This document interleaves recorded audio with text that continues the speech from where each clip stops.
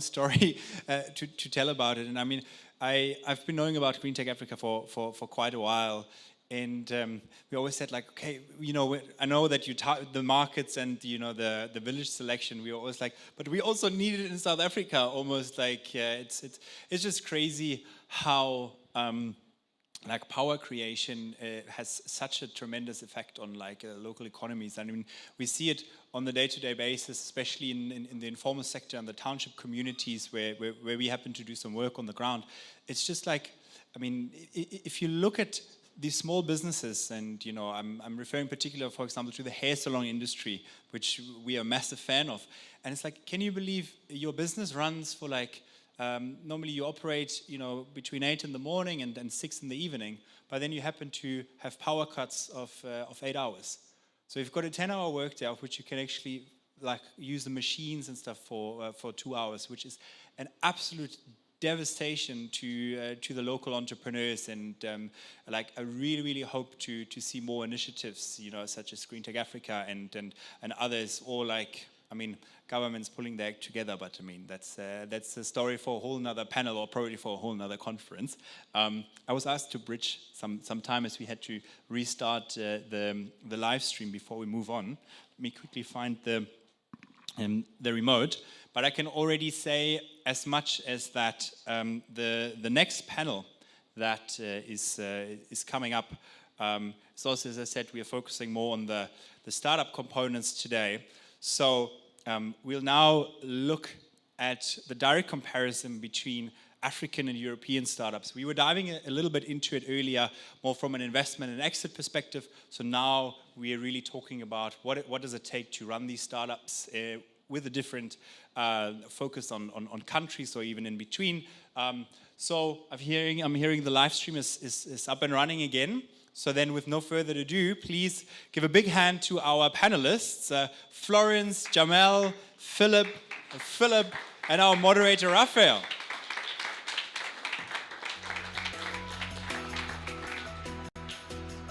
Amazing.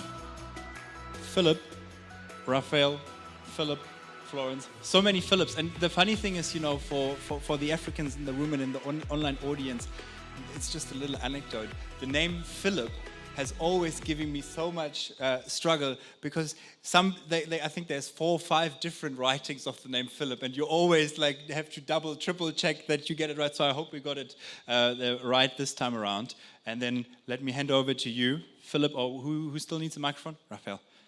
And yeah, we're looking forward to your panel. Awesome. Thank you, Michael, for making the bridge.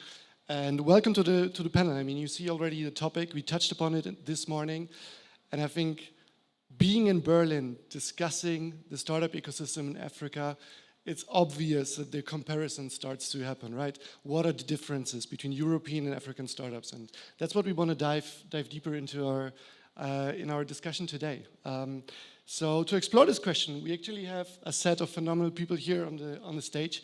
I want to welcome all of you very warmly. We start with Florence, who's the head of platform and operations at Launch Africa. We all know now it's the biggest VC that we have in the continent. And Florence was also running executive coach consultancy before that. So welcome, Florence. And then we move over to Philip. We had it this morning relating to the topic how important talent management is. And Philip actually is a serial entrepreneur, started now a new startup called OfferZen. And it's a marketplace for software developers. And what I've seen is that every week, you mentioned that more than 2,000 companies are looking to connect with thousands of developers in Africa. So that's fantastic. Welcome, Philip. Moving over to the next Philip. Philip Tettenborn, startup advisor at the German Agency for International Cooperation, focusing on agricultural tech, mentored over 500 entrepreneurs across 60 countries, and delivered projects, I think, in 25 countries as well himself. So I think you have a lot of insights really around what are the cultural differences as well here. And super excited to have also Jamel on stage. COO, co-founder of Senken. I've seen you pivoted from a very impressive retail career to now build a platform which gives access to climate tech financial assets. So that's Great. And without further ado, I'd like to start with a quick round of intro, and maybe when you introduce yourself, you could already start talking about how and where did you experience differences between European and African startups? Hi everyone, I'm Jamal and I'm the co-founder of Senken.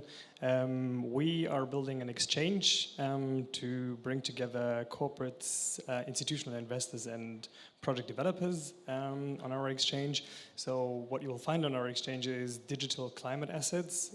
We're starting with carbon credits in the digital form, but renewable energy certificates would be around the corner, as well as biochar, and then in the future biodiversity certificates would just be a very natural extension of that.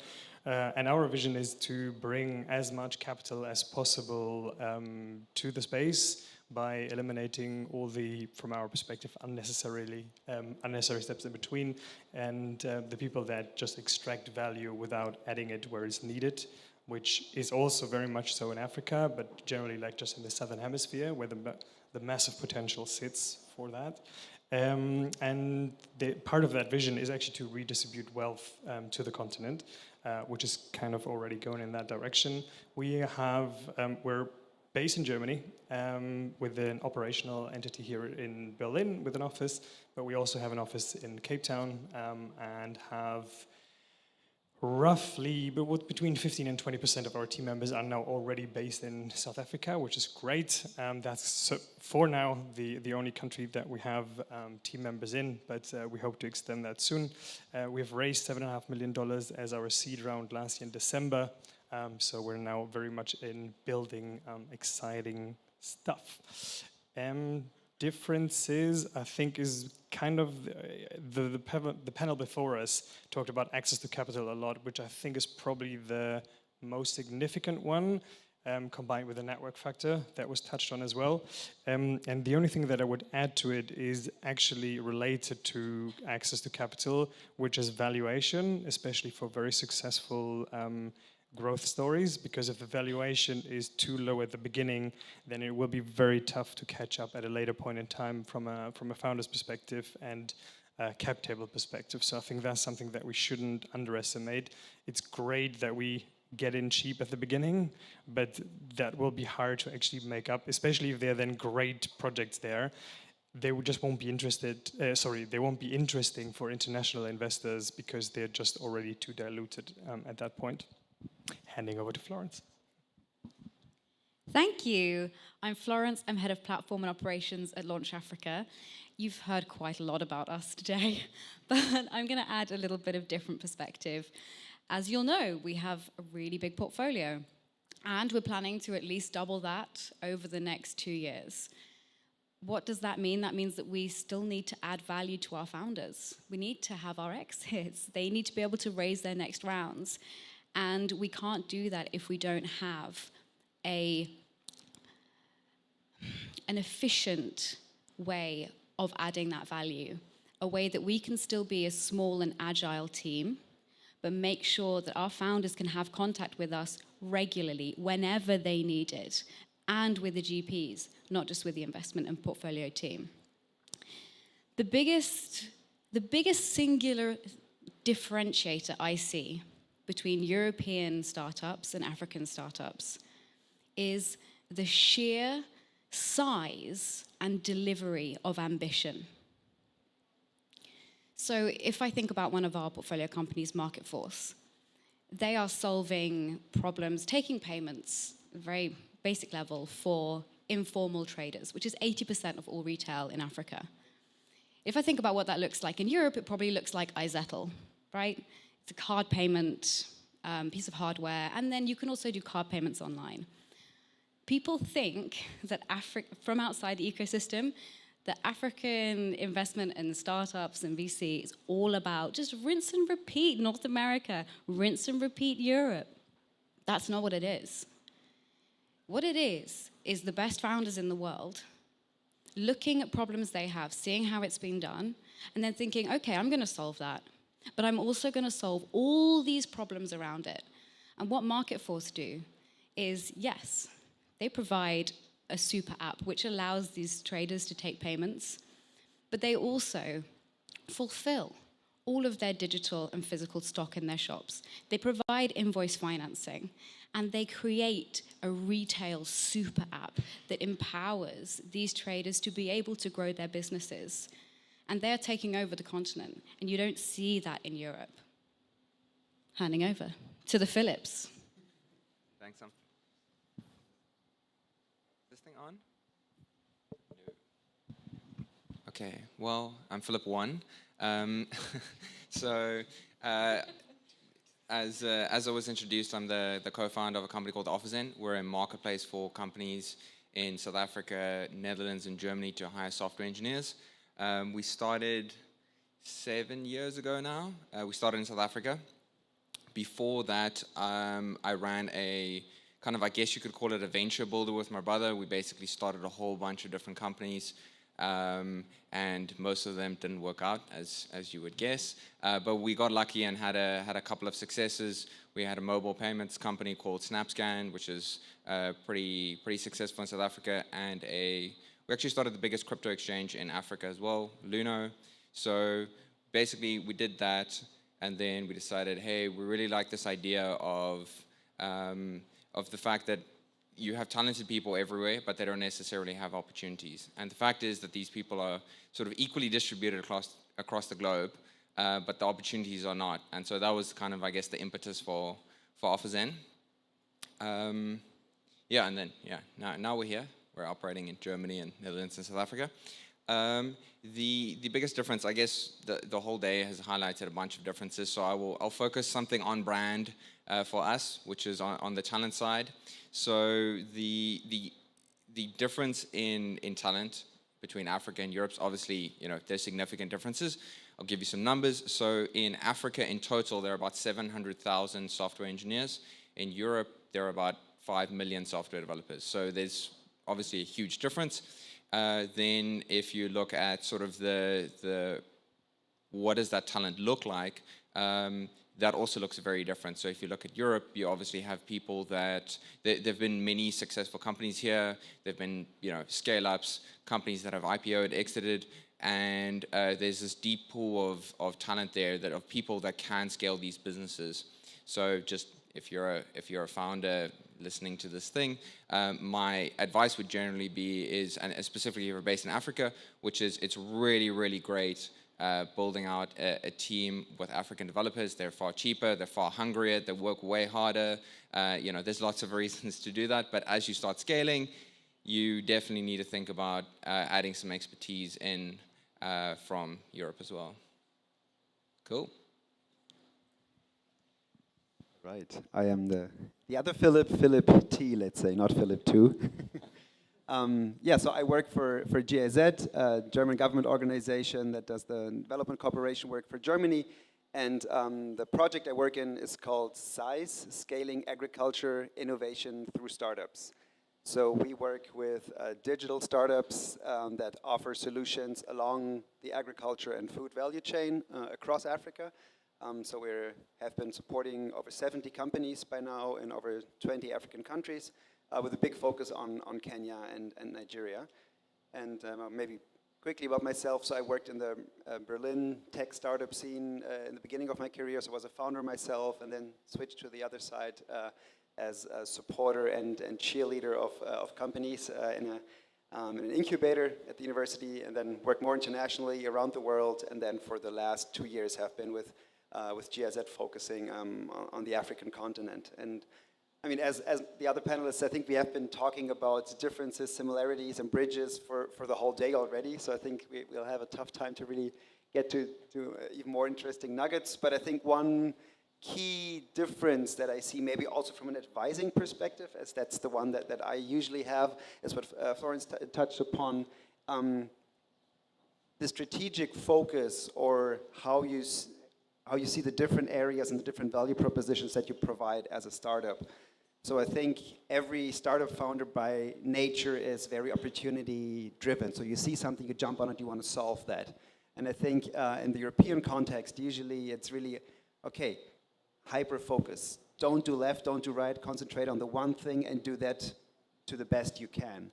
And I think that just doesn't work in the same way on the African continent, what we just heard. So there's more the ambition we want to build is super app. We want to be the ones that solve all the different challenges for the one target group that I am addressing. And I think that's a big difference. And we've been wrestling with that quite a lot, because we also heard that efficiency in certain areas. So if we look at agriculture, the efficiency of the agricultural processes on the continent is a lot lower than in other regions of the world. And we heard from Junaid also in the morning about the stadium example. So this also comes because you have logistic challenges, you have numerous challenges along the value chain. And if you only solve one point in the value chain, the rest is still not as efficient. So that actually doesn't make the whole value chain more efficient. So how do we tackle that? And so from a GIZ perspective, we try to really bring together different solutions in value chains and put them seamlessly into one process, so that you can end-to-end really deliver data end-to-end and have smart processes and have technology that really then solves the whole value chain issue and not only one single thing. So I think that's something at the moment a lot of startups are still hesitant to collaborate too closely with too many players, because it gets complicated the more people you have involved in a process. But I think we'll hear later from Sebastian, a project called Motherland, also a project that we support and work together with, where we say how can we strategically orchestrate these solutions and make the whole value chain more efficient. So I think that's something I'm really excited about, and I think there's huge potential.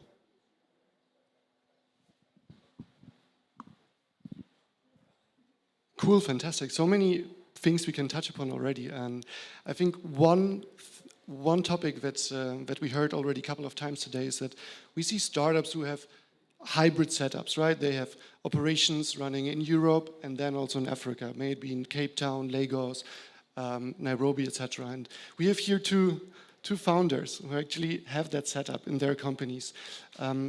What were the main challenges or main learnings that you had together to scale, right, from one continent to the other? And what would be an advice that you would give to other founders who are maybe standing in the same situation right now? So I'll probably start. My co-founder is actually based out of Cape Town. His girlfriend is from Cape Town, so therefore that's where they settled.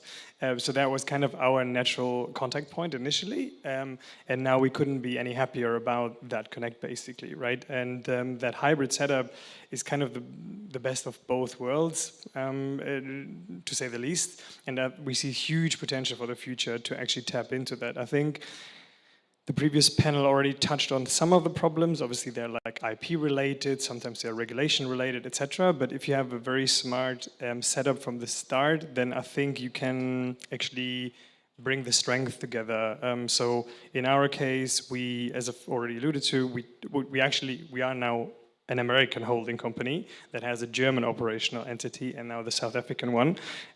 So the IP is kind of protected, but everyone else within, including the South African entity, is actually benefiting to the same extent from everything that we create value-wise. So our South African employees actually have company shares that are related to our overall value, and they're not separated from it. So I think it was touched on, talent is absolutely amazing, and like how eager they are, couldn't be any happier with that. And I think there's somewhere in between. So I think the part that was touched on from the efficiency point of view, I think there's a correlation from my personal perspective, at least, with the fact that labor is actually significantly cheaper. So in a way, there is no pain point to solve, at least not imminently, because you can kind of afford having 3 people working on it with a similar-ish kind of turnaround without getting more effective. That's like just a little side story, but I do actually have a hospitality business as well and a coffee shop. And whenever I'm in Cape Town, which I absolutely love, the best places are still so crowded with team members that are highly inefficient, even though I love those places to bits. But there are just too many people stumbling over each other, and that, again, is actually related to the labor fact, right? I think they could be so much better, even better than they already are, by being slightly more efficient without having to have that probably a little bit overplayed German way of looking at it, because I think we're probably too far the other side.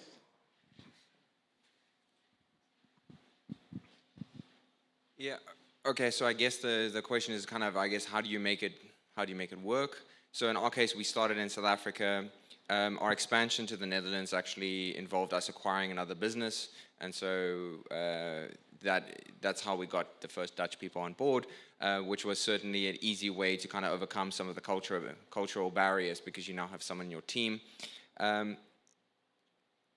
I would say it's not necessarily, so obviously there's all the legal things that you need to figure out, but if we just ignore those, I think a large part of it is also just how do you manage the company culture across two different regions where the labor laws are different, where expectations in terms of how you work, how you show up at work, those kinds of things are kind of different. That's tricky. And then I think the last one, maybe to add to that, would be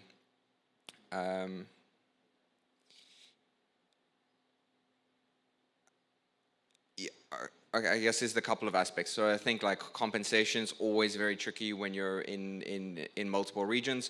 If you have the same role in multiple regions and you have different salaries, then employees get unhappy. So that's a really tricky one. And then I guess related to any company that's working remotely, because fundamentally you've committed to some version of remote work when you're operating in multiple regions. I guess the standard things around remote work definitely make sense. You know, having a company, well, depending on your size, but assuming let's say you get to like 50 plus employees, you know, having a very comprehensive company wiki that has all the things written down.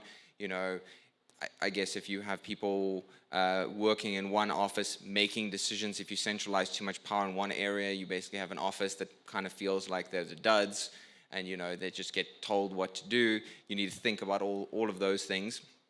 But I think if I don't know how many of those problems are unique to operating, you know, in Africa and Europe versus just it's really hard running a decentralized organization, and you need to do the things required to do that, and you need to be very careful about how you make decisions, how you communicate decisions, because the sort of the coffee conversation that you have, or the water cooler conversation, or whatever it is, if that all happens in Cape Town or all happens in Amsterdam, that has very large negative effects on the team.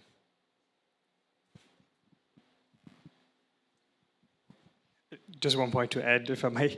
I think the diversity aspect is something that I just want to highlight as well, and not just from a buzzword marketing perspective, but actually, so we're a climate tech startup, and a lot of the climate projects are actually in the Southern Hemisphere, or i.e. in that case, the African continent. And very often as founders or as startups, we assume that we understood the problem that actually is relevant in the respective geographies, where in fact those problems might actually be very different. So we already saw a huge value add from our African team members that actually highlighted a few things that we definitely would have missed if we wouldn't have had that on board. So there's a massive aspect there as well that definitely does make us better as a business, not only from a talent perspective. You actually make the perfect bridge to the next question. So talking about culture, being the DNA of how we think, act, behave, what kind of specific cultural or social elements do you see that are shaping how African startups think, and maybe what is the difference to how European startups act? And Philip, you've been working across so many cultures and countries. What is your perspective on that, and what kind of differences do you see there that are influencing strategies of startups and really how they act in their day-to-day? Yeah, complex question. And I try to see people not by, you come from this place or this place, but rather the person. So I think culture has so many layers. So I think there's national culture, there's family culture, there's personal culture. We all know that. But I think that I know like very accurate people from the Philippines, and then I know very, I don't know, joyful people from Germany, but like if you talk about, they exist. I promise they exist. But I think you touched upon a point which I feel I struggle myself with, being an employee of a government organization in the end, a private organization, but mainly funded by the government, that Germans are like really like this we have this planning focus that we like to plan out everything. And of course, that's nice in a way because you have a roadmap, you have a contingency plan, A, B, C, and so on. But you lose the flexibility, of course, and you lose that. You lose a lot of innovation, actually, I believe, which is absolutely a problem of large organizations, but also of certain cultures. And I think Germany is definitely on the far end of like the very planning-heavy ones, right? And I think then on the other side, you have the just being used to improvise. I think that sounds very generic, but I think that's definitely a huge quality, that you just see a problem and you have the confidence that you'll find a way, even though you don't know yet how it's going to work out. And that's something that I think Germans are not really good at, and a lot of other cultures are pretty good at, just having the confidence. Okay, I'm gonna figure this out. I don't know yet how, but I'm going to start and do something about it. Having that drive, that entrepreneurial drive to tackle problems. I mean, we talked about Lagos before. I think if you have been to Lagos, to certain areas, you really feel, okay, there's so much entrepreneurial drive of the people, and you just, problems are manifold, but you just tackle them and solve them, right? So I think that's probably a very generic one, but that's definitely a big difference that I see. And it's not to be underestimated, that difference, especially if you're working as a German organization or a German investor with a startup, let's say from Nigeria. Like, how do you communicate about that? How do you make OKRs? How do you talk about goals, about plans, and how do you find a common ground? I think that needs a lot of cultural awareness on both sides, and really making it explicit and talking about this, which I find is really, really important. And also being able to reflect on your own style and going away and not saying this is how we do it and please adapt. That doesn't work. And I think there's a lot of issues in international cooperation that comes from those underestimated cultural differences. So I could talk about this all day, but maybe that as a first. Yeah.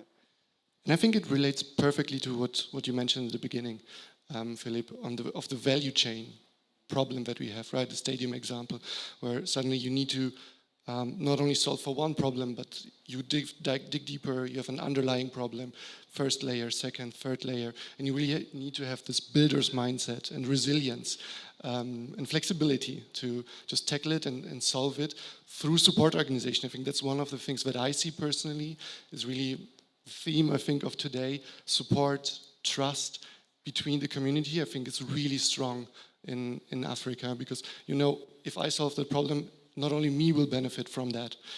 Let's say having a database for making credit checks, but many others might benefit from the too and build on top of it. So I think that's a perfect example here. Florence, you had something yes. to add. I'm glad that you spoke first, because you mentioned flexibility and support. And as a VC, we want to be able to support our founders, but not all founders are the same. Not all founders have the same problems. Not all founders are in the same market. We're in 22 different countries. And so we want to be able to flexibly support our founders, and then we hope that approach trickles down for them as well. So I was speaking to one of our founders the other day. One trolley, by the way, if you want ice cream to your door within 2 hours, still frozen in Egypt. Those are your guys. And they're great. He's so great at being in the business. Fantastic. So on it with reporting, everything. The business is growing. GMV up 756% in 1 month from one partnership they've got recently. And it's going to keep growing. It's not a blip. But when it comes to fundraising, in so much need of support. And as a VC, we're really looking at how are we tailoring that support flexibly to our founders, and how are we showing them that approach, and how are we then facilitating them to do the same to their team and leading by example.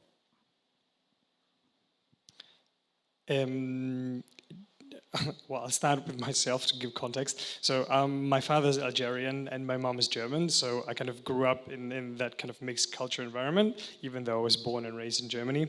So that definitely helps a lot. And then my professional journey brought me into, well, across Europe, but then I also spent some time in Saudi Arabia, which was very, very different to how business or communication is done.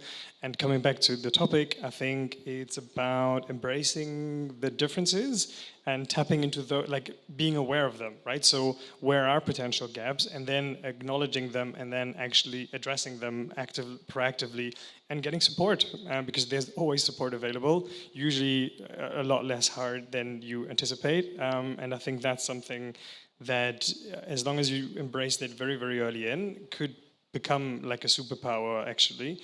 And I quite often kind of struggle to actually use culture, even though it kind of makes sense to do that in that context. But I love to talk about core values, because that actually travels way better across continents and languages and so on. And whoever traveled somewhere where you didn't know anything about the language, you were still able to kind of communicate. And I think that's based on core values. Obviously, that's a little bit romanticized if you can run a business just based on that. But I think there's something in there that you can actually utilize and, as I've said, embrace the differences and have core values aligned. Be aware of the gaps that you might have. And as long as you address them, I think you're in a really powerful position.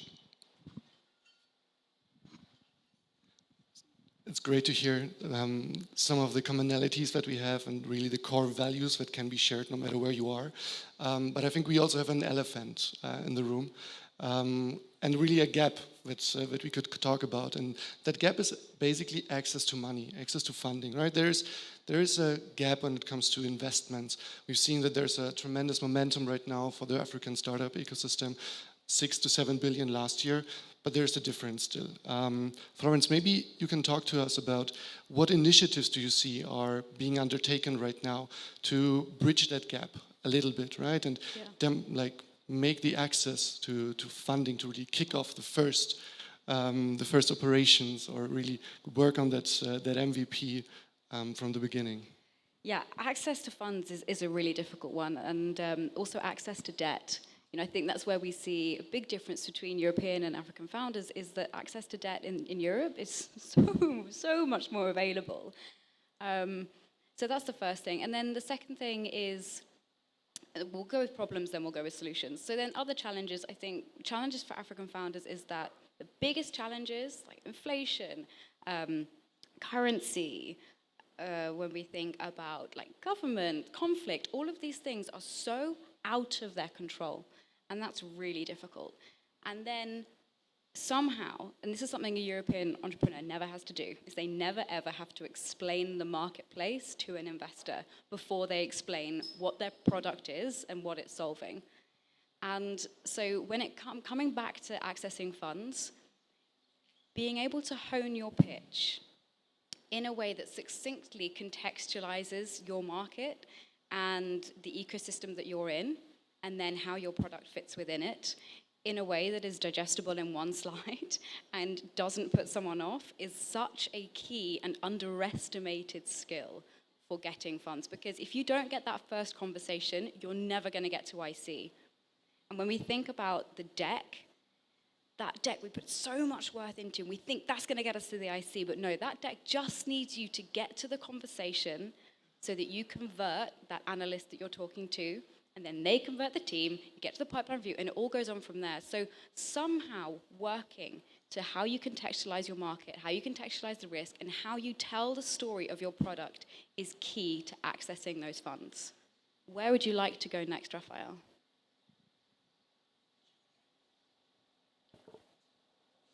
Maybe another element, again, taking the role of the public sector. So I think in Europe, you have, especially in Germany, you have a lot of public funding as well. So we look at private funding and we look at public funding. And in Germany, you pretty much have the pipeline from first ideas coming from university to pre-incubators, incubators, first public funds. It's a whole pipeline that is built from the public sector as well, and for the private sector. The public sector usually jumps in parts where they feel, okay, on our political agenda, we want to progress certain sectors or certain types of businesses we want to support.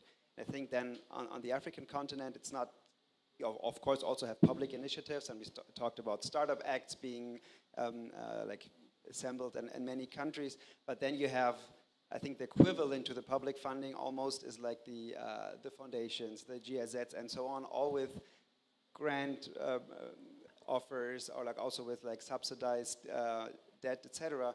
And I think there is really important for entrepreneurs to understand what is the right money for me and what is not the right money. Because it's really hard from own experience as an entrepreneur to say no to free money, right? And you feel, okay, I'll just somehow arrange my pitch deck so I fit into this bucket, and then I get funding which doesn't really fit my business, and then I'm in this spiral of like trying to comply with goals that shouldn't be my goals actually, because I from the beginning don't fit into the right bucket. So not to get too abstract, but this is something which I've seen a lot in my life, and I think that is really important to be transparent from both sides, and to, again, we come back to trust. So having both sides that trust each other and understand, are we a good match or not? And I think in the private sector, you have that a lot better through like the typical due diligence processes, which a lot of the other organizations don't do to that extent. And I think we see that ourselves, so we have to be present on the ground. We have GIZ offices all over the world. We take local experts in, we take investors in to do this first due diligence, and we visit the startups that we work with in the very, very beginning to just build a personal relationship, what we talked about, understanding what are common values, how do we actually work together, do we really understand how we can make the best of this collaboration? And I think that's really a key point, understanding public funding in the European side, what's the equivalent of like what should be subsidized, which kind of sectors or which kind of businesses need additional support, and how do you tailor make that support that it really fits to the needs of the company. So it should, last point, it should really be led by the startups themselves. That's my philosophy. The startups themselves should decide what kind of capital do I need and what do I need it for, and not some guideline of some person that wrote it in their ivory tower and said, okay, this is what we got to spend the money for. Little controversial, but from a GIZ person, but that's really my personal opinion and really important, I feel. Thanks for the honesty, and wow, lots of hands-on advice, really, right, for founders and our audience also who's joining us digitally, in terms of contextualizing, keeping your eyes open, networking, knowing what type of investment funding really fits. I was asked that we should open up for the Q&A right now. So can I just add one thing to this? I want to add another controversial opinion. So the elephant in the room is there's not enough money. My stance is there is enough money. Startups just suck at accessing the money. So yeah, there's a ton of money. People want to invest in Africa. The problem is that African founders, they're not in an environment where they know how to speak to investors. And so I lived in Silicon Valley for 2 years, and my experience arriving there was, and going to some meetups and meeting some people, was like, holy shit, these people are just so smart. Everyone there is just smarter than me. And the reason why is they speak so eloquently. They have Silicon Valley speak down. They know how to pitch. They can tell you about their breakfast in a compelling way where you're going, I want to invest in that bloody breakfast. And the thing is, like, African investors are kind of the opposite. It's kind of what you were saying about the ice cream store, or not the ice cream store, the ice cream delivery services. They're way better at building businesses than they are at convincing people that their businesses are good. And I think you can really make a very big difference if you could just, like, I don't know, just like install that culture. I don't know if it's necessarily culture, but install that knowledge. Is the implicit knowledge. It's kind of like if you go have a fancy dinner, there's different knives that you need to use and different forks for different things, right? You know, like this is the fish knife or whatever it is. And it's kind of like that. It's like it doesn't really mean anything, but it means something to investors. It gives them a sense of comfort that you're speaking their language, that you're using the right terms for the metrics you're talking about. And when they say, like, what's your logo retention? Not like staring at them blindly and going like, what the hell is that? It's like knowing what logo retention is. So if you can, I think there's a huge amount of capital that's available if we could get that right. Anyways, that's my controversial opinion. let's maybe open it up not only to questions, but comments to some of the opinions that we have. And I see already hands being raised. Looking forward to a good discussion around that.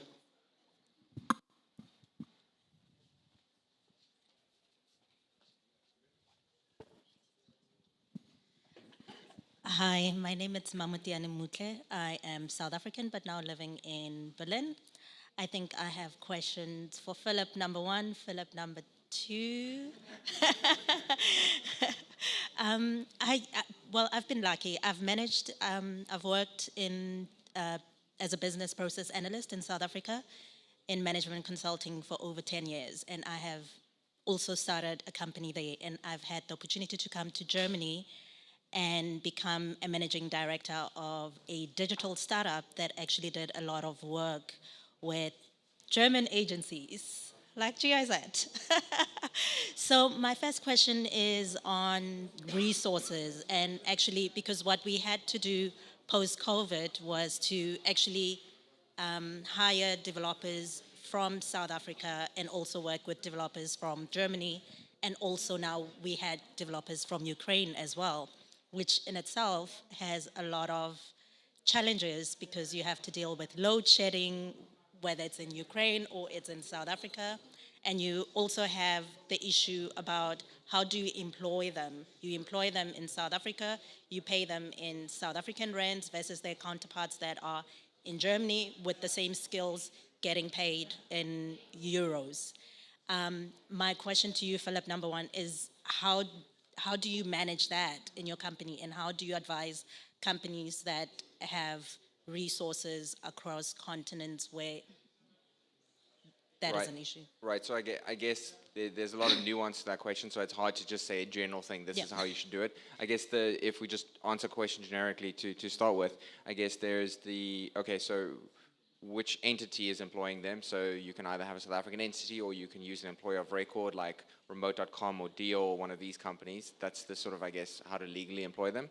In terms of paying them salaries, I guess it depends on what you're optimizing for. I think if you're trying to attract talent and you're willing to do it, then I would say probably the best way would be to pay euros, because that's essentially like a safety buffer in against currency worsening. So again, it depends on what you're optimizing for. But if you want to attract the best talent, I would definitely suggest paying in euros. Okay, thank you. And Philip, too, my question is actually about doing business with Philip T, not Philip T. Oh, two. I thought.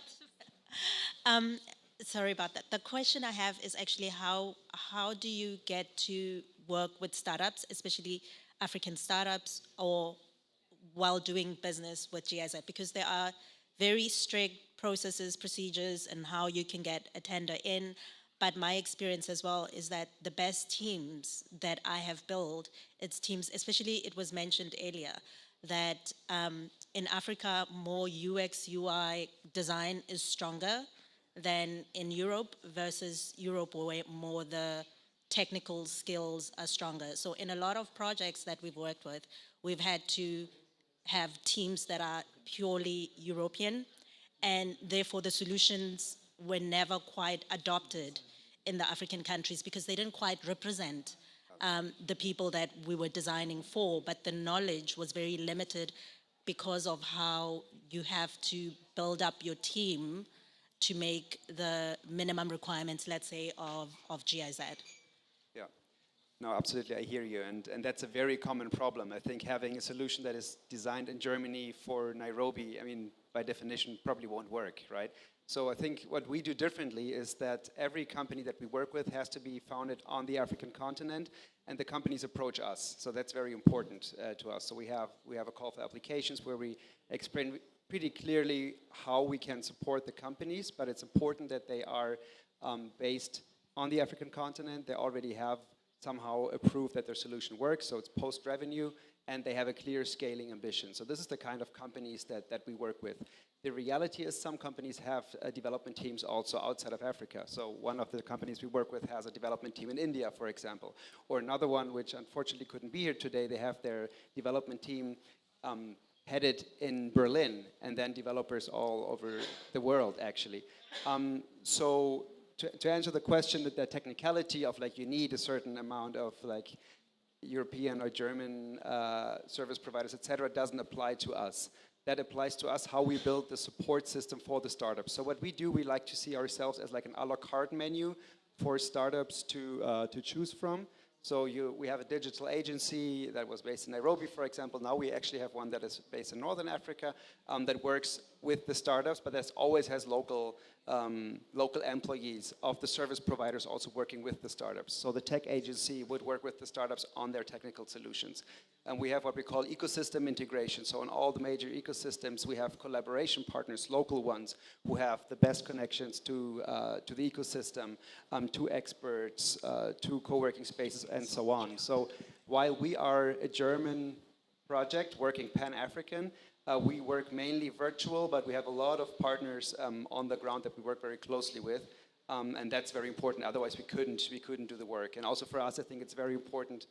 Half of the colleagues lived on the continent, the others not. So I've traveled a lot of places, but I haven't lived actually in Africa. And I'm also like mixed, so I'm half Colombian, half German. So I think that helps to untangle some of the differences. But yeah, just maybe to answer that question. So for us, it's startup-led, the whole process. So the startups decide what do we want to work on together, and we are there on the sidelines, assisting, advising, and just helping them to reach as many people as possible with their solutions. Hope that answered the question.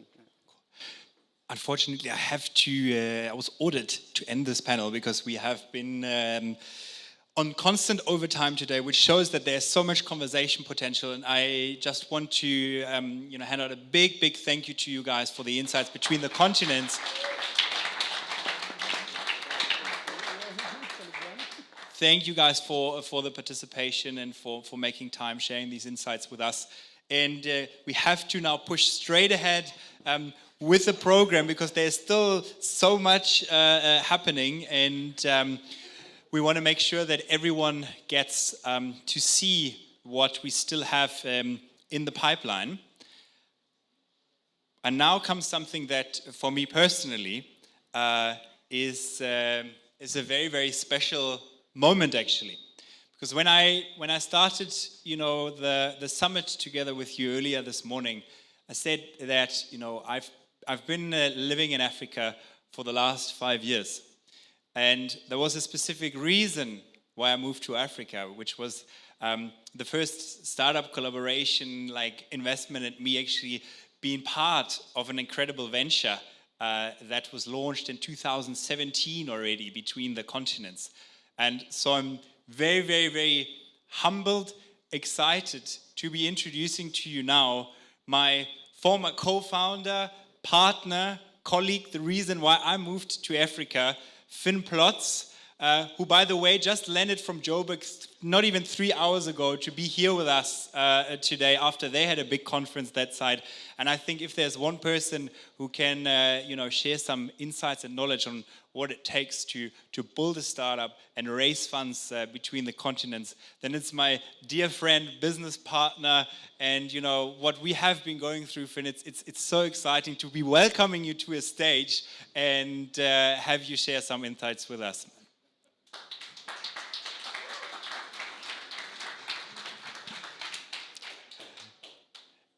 Michael, what an introduction. Thank you very much. Yeah, and welcome everybody. It's fantastic to see so many old friends and even more fresh faces, all working towards a better startup ecosystem in Africa. That really is a testament to that connection between Germany and Africa.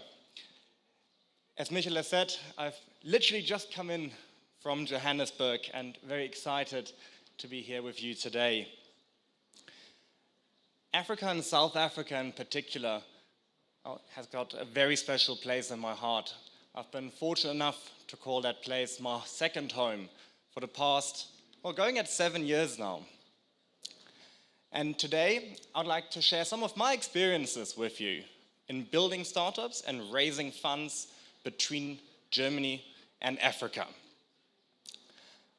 It was back in 2017, I just founded my new venture, Xeon, and I was looking for the right market to run my MVP, my minimum viable product. Xeon is operating in what is normally a heavily regulated and change-resistant industry. So what I was looking for is a place with a world-class business infrastructure, but a different attitude towards innovation, piloting, and pivoting. Well, not long thereafter that I ended up packing my little suitcase and flew down to South Africa. And little did I know that I would not be packing that suitcase again for a couple of years and end up living in South Africa for some time to come. What has really struck me is the willingness that I've encountered in South Africa and in Africa to embrace innovation and to allow new players into a market, to allow and embrace change. In my 6 years, going at 7 shortly, of working between Africa and Europe, there's something that I've noticed time and time again. When speaking with particularly German and European investors, business people, corporates, they're always looking at the risks, and they're weighing up the risks of operating in Africa versus the opportunities that may present themselves. But I would actually like to challenge that, and I would say, and I will say, that most of the time your risks are your opportunities in Africa. We've heard a few examples of that here today already, such as the lack of electricity infrastructure being an amazing opportunity for leapfrogging in green and renewable energy, or issues with corruption being an amazing opportunity to move forward with e-governance. In our case, it's the high crime rate that helps us to push forward with technology to fight that crime. Well, I'll also say, yes, risks as opportunities sounds wonderful, but of course, building a company in Africa, anywhere really, isn't always a piece of cake. It goes from your big ticket items, such as the fact that, of course, opening an office in South Africa means that we need to have diesel generators to keep the lights on, literally, to your small little things. And I remember shortly after I arrived there and decided to set up that South African entity, that I found myself sitting at SARS, the revenue service, trying to get my tax ID, and that lady was hunting me down for not having the right form stamped in the right kind of blue ink. So yes, you do find these issues, but to be fair, you can find those anywhere in the world.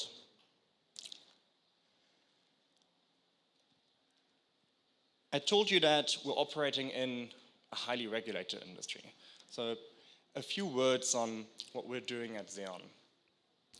Our mission is to fight crime with technology. How we're doing that is by building software that is used by security services to detect emergencies faster, respond more efficiently, and essentially get help to a person in need quicker. Looking at the South African situation,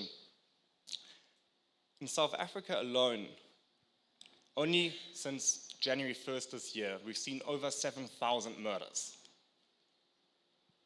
Only since January 1st this year. The response to that, as a country, and that's something I really appreciate about that South African ingenuity, is for the public and private sector to come together. In South Africa, we've got twice as many private security officers as policemen and military personnel combined. And together, they're working on solving the crime problem. Now, in South Africa, there is a saying that I've grown to love, and that says, you always make a plan. No matter what issue you're facing, whether it's the aforementioned electricity problems or whether it's your administrative issues, you always make a plan. And that's something that we've done at Xeon and in my entrepreneurial journey on the continent. And South Africa for us, as a German company going in there completely blue-eyed has proven to be a wonderful bridgehead. So from Cape Town, South Africa, we've since expanded into other countries on the continent, from nearby Namibia to further away Kenya or Uganda. So going back to the first part of today's topic, building startups between Europe and Africa, the combination of your German head office, your partly German team, and your South African team as a bridgehead into the market is something that has worked incredibly well for us. Now, the second part is raising funds. We've heard a few startups and a couple of investors sharing their experiences about fundraising in Africa before. So at Xeon, over the years, we've raised about $7 million in venture capital, and we've deployed most of that into our South African operation, into the African market. What I've found is a hesitancy, especially with European investors, to invest into South African entities. Not just businesses, but entities. And I've seen that many other startups and brilliant founders across Africa building great businesses there on the ground would actually domicile their entities abroad. You have a South African company delivering services in South Africa, but being domiciled in Mauritius, in the UK, Delaware, or where not. And while that might make fundraising easier, it's an issue getting that ecosystem going. Because what you want to see is you want to see those exits, and you want to see capital dispersed locally to key personnel, to early investors, to team members, for them to then get the next ventures going locally. But if those funds go straight back overseas, it poses a challenge for that ecosystem. So one call to action for our European investors and investors globally be to really embrace those African entities and African businesses. Now, the other thing and the other important call to action that I would like to deliver today is to our African governments and to the market authorities and regulators. We've heard already that a number of startup acts are under deliberation or in the process of being implemented, and that is crucial in getting more funding into the continent. As long as you have got strict exchange barriers, issues with getting work permits, and issues with getting exit returns reinvested, it will be a hindrance to the growth of the ecosystem. And then lastly, it's up to all of us, entrepreneurs, investors, ecosystem builders, to spread the word and to motivate more people to go out there and to start building startups and start investing into Africa. So from my perspective, thank you very much for your attention today. Thanks for joining us here this afternoon. And let's all make a plan to bring more business into Africa.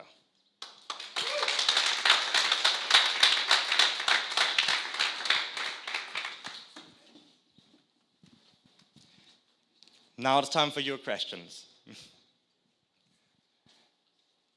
There in the back.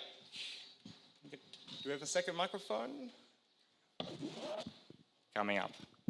Hi. You can hear me, right? Loud and clear. Okay, cool. So I wanted to find out from your perspective, is building a business in Africa profitable from your experience? And how have you found has worked to convince investors in Europe that giving you their money will be profitable? Do they look at you as a founder, or what are they looking at to then invest? So the number one reason why investors have decided not to invest when I approached them was always because they were not familiar or not comfortable with the market, or more specifically, the market geography. So that has been a major issue. However, those that have invested were willing to look past that and actually look at the merits of the business itself. And when looking at the merits of the business itself, it proved to be, thus far at least, a good investment case for them. And that's why I'm really advocating for that stigma of investing into African businesses or African entities to drop. Yeah, here in the front.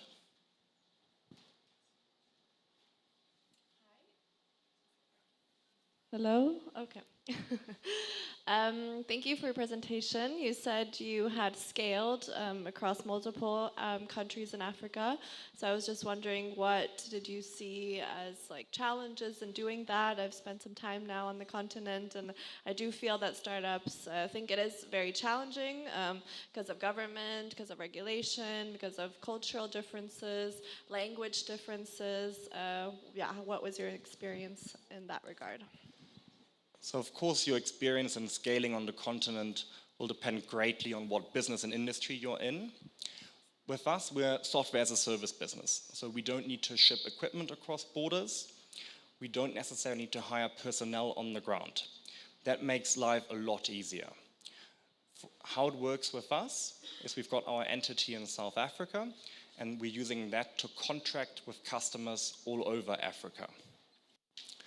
There are certain hurdles when it comes to banking and foreign currencies and all of that. But in general, and speaking about the markets that we're operating in, which predominantly are in your SADC region and East Africa, I found it to be pretty straightforward, to be honest. The business culture is similar, at least in our industry. The customers are quite similar as well. Pain points are similar. There's a huge market that faces mostly similar problems, whether it's in our case crime and fragmented emergency services, or in other areas, to go with the previous example, electricity shortages. And I find that as long as people face a similar issue and you've got similar grounds for the same solution to be deployed, those other hindrances can be resolved. Yes.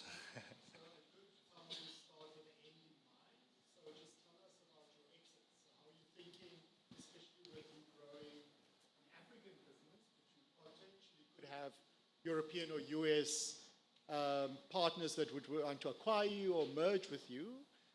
You're developing the story for Africa, but you also have to develop your exit story from day zero already. So please let us into your thoughts on that. When it comes to exit stories, I always find that there are sort of two different trains of thoughts. One half of the room will say, if the entrepreneur has a clear exit plan from day one, they're not really in it with all their heart, and therefore they will fail. And the other half of the room might say, if they do not have a clear exit plan, they're being delusional, and thus they will fail. So I believe the truth generally lies somewhere in the middle. So with Xeon and our approach towards it, first and foremost, we are building a profitable business that serves a purpose and that creates an environment in which its team members and colleagues get out of bed in the morning for a reason. That's the first principle. Now, when it comes to exit opportunities, I think it's important to be aware of what is out there, but exit opportunities, in my opinion, should not be prioritized over building a sustainable business.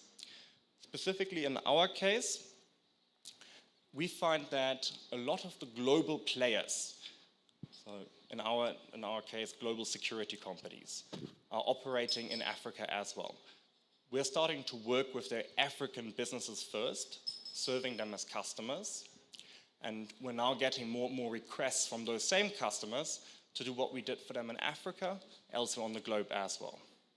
So from an exit perspective, that lends itself to at least the opportunity of selling to some of those larger international corporates, or going one step further, looking at who actually owns those companies. It's mostly private equity and pension funds.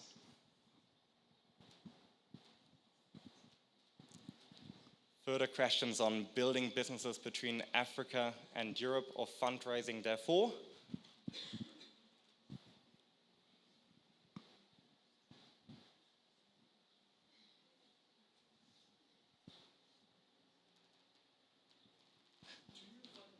Believe that your growth in Africa would have been faster than if you'd grown it here in Europe?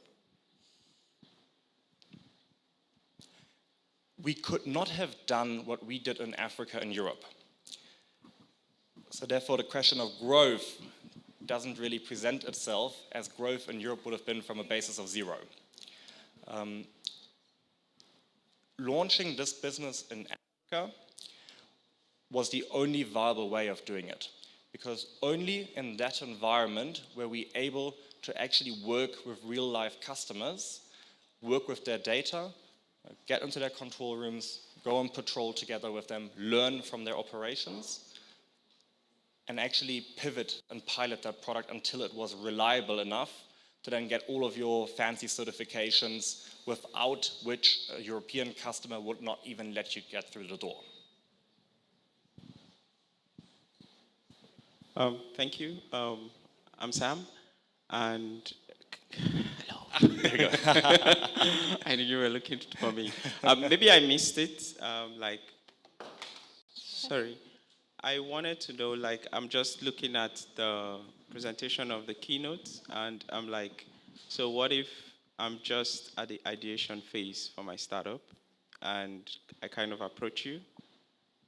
What do you look out for to tell? Because I'm still at the ideation phase. So is a startup that is still at the ideation phase? I don't know if you can actually call that a startup if it's still on the ideation phase, but is this something you can work collaboratively with the founder to kind of see if you could raise fund for the person, or you just basically focus on founders who have already kickstarted something and at least gone beyond the ideation phase? Do you mean me and Zeon specifically, or my advice to founders in general? I think in general. Yeah.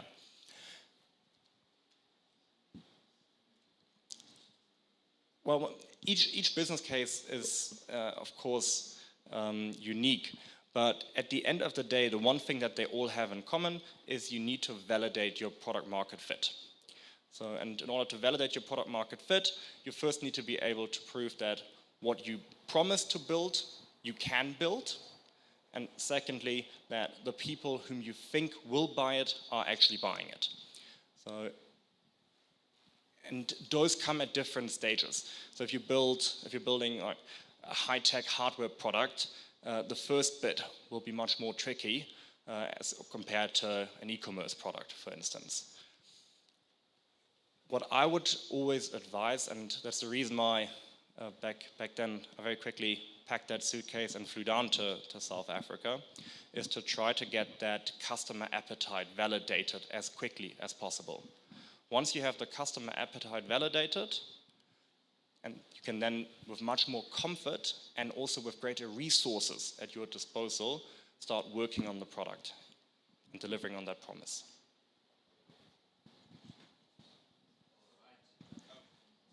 One follow-up?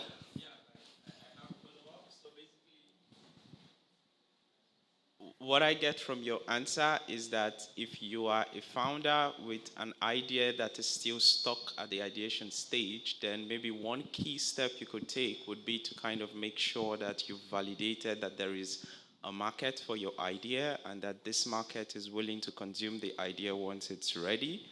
And then once you have that validation, you can actually then start making connections or contacts to reach out to maybe fundraisers or investors, because then investors would likely invest if they know that there is a viable market waiting for your product or for your service. That's your answer, right? Yeah, that is correct. And then once you've got that initial validation, it is in most cases not going to be a clear 100% yes. This is what everyone has waited for. That would be quite rare, but in my experience, your customer validation goes in sort of like cycles. So you'll go out with an idea, you'll get perhaps 20% of it right and validated by your customer versus 80% that you have to discard. Then you go back to the drawing board, you work on those 20%, you go out again to your potential customers, or even you might learn that it's a different target group whom you must speak to, and then start that process again and again and again. So as you go through those iterations and those pivots. And the pace at which you can do that in Africa is really phenomenal. And especially for industries that are a bit trickier or more change resistant, you'll be able to do those iterations and those pilots and pivots much quicker than elsewhere in the world. Ladies and gentlemen, Finn Plotz, founder of Zero. Pleasure, thank you.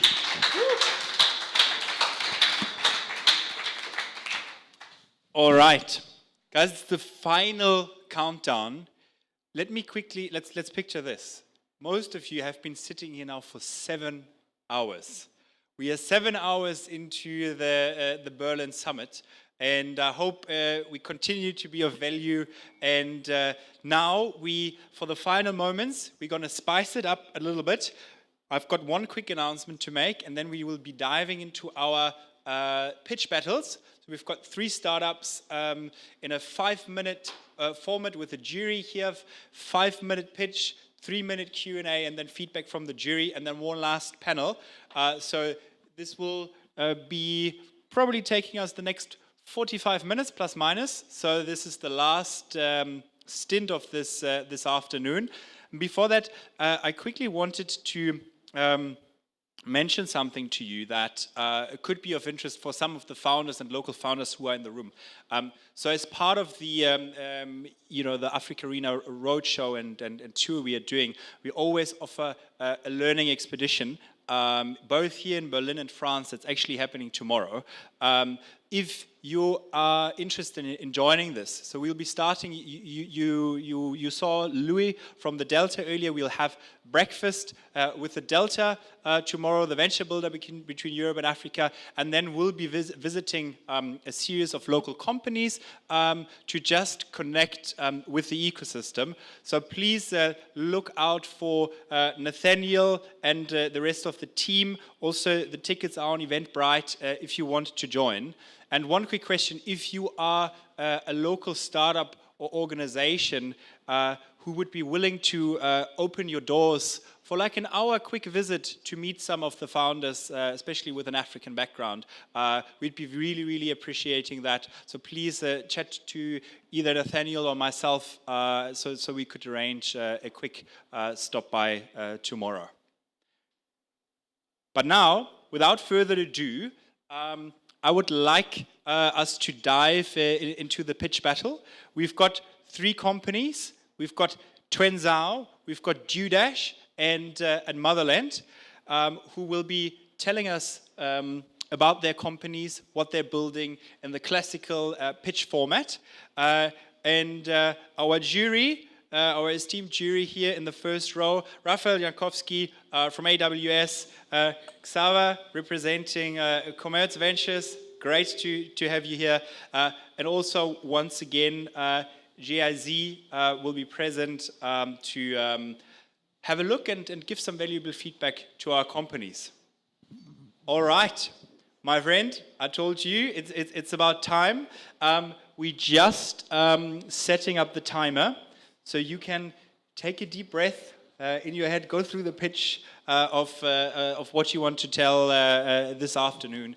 And I'm really, really excited that you actually made the way to Europe for your own little road trip, including the Berlin summit, as well as going to Vivatech in Paris afterwards.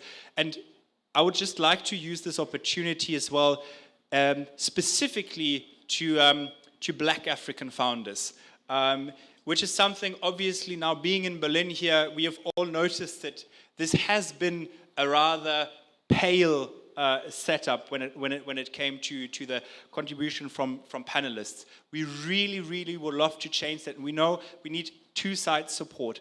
Please, the founders who are seeing this online or who are in the audience, reach out to us. We want to be the platform for the support of any founder, especially founders from African countries. And we would love to find ways to fly you up the continent, and also to, because we know how costly it is, these trips. And it's such a pity, because there are so many great founders that I know from Africa who just from a funding perspective couldn't be here today. And if any ecosystem organizations, and I know we have support from AWS, but also others, GIZ, Westerwelle Foundation, who's doing great work as well. Like, please get in touch with us. How can we support that these events on the ground are a phenomenal, colorful experience that really shows us the African power, and not just like, I can say it because I do so much work on the ground with my African brothers and sisters in Khayelitsha, actually in Cape Town. So all the Xhosa speaking guys, I really appreciate you, and I hope that you take no offense that this is a bit like a Mlungu experience. So I really appreciate you guys, and we want to push and make sure that much more founders from Africa can find their way also through our support to Berlin and other European cities, where you guys can showcase the ventures that you are building. And this is really in the spirit and the sense of bridging the gap. So I just wanted to make that comment. Guys, have we got the timer ready? Let me quickly check with tech in the background. We've got a timer coming up, and then I can try to wake up the room while you're getting it sorted out. You can do that, hello everyone, how are you doing?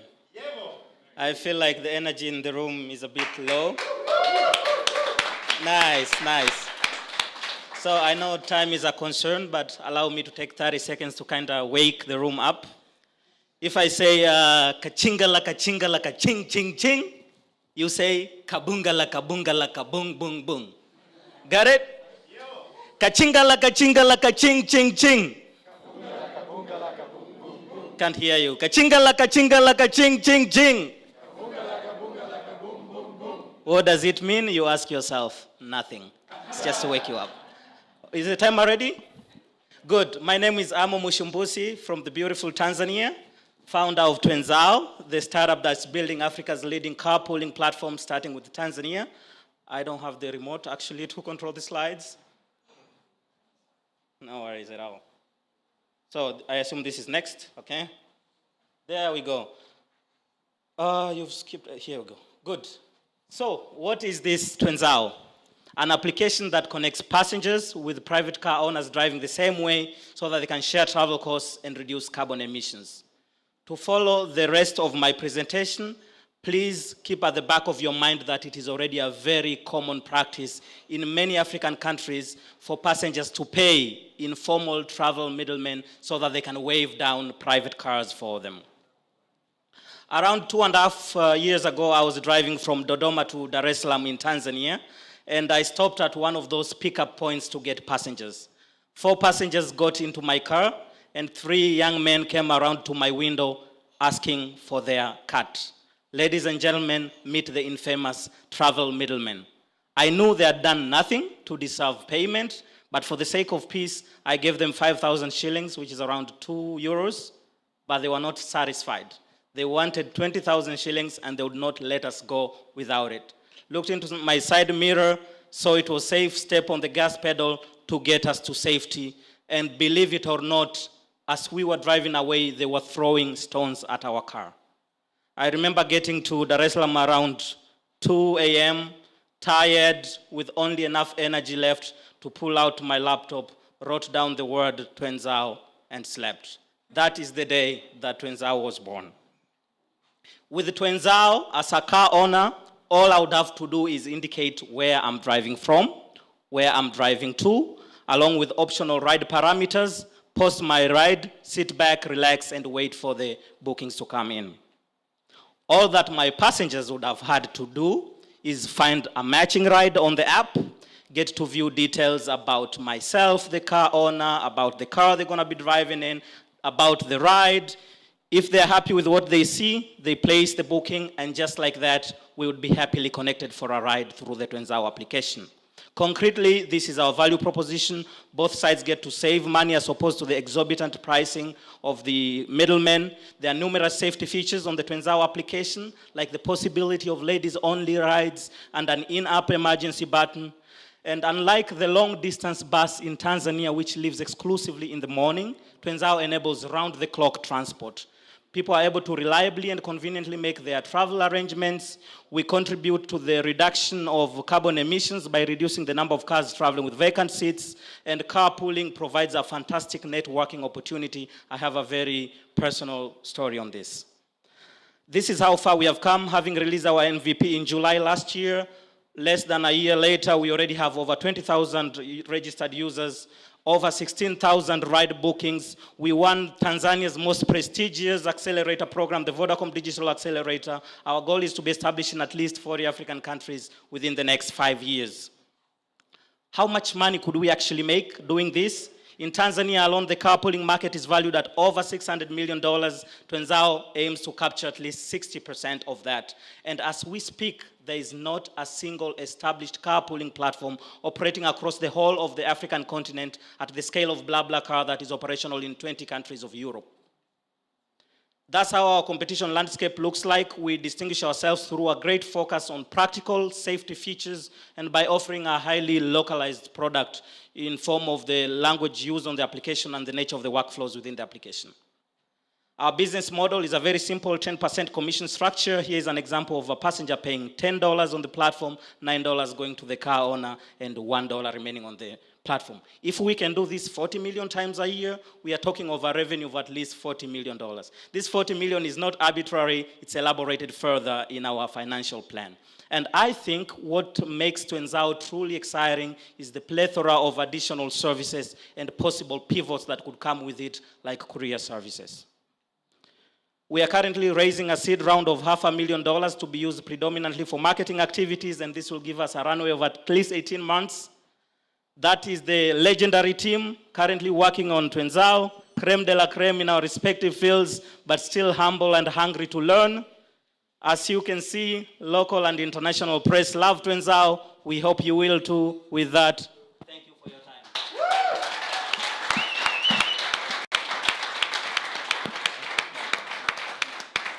Wow. On the dot.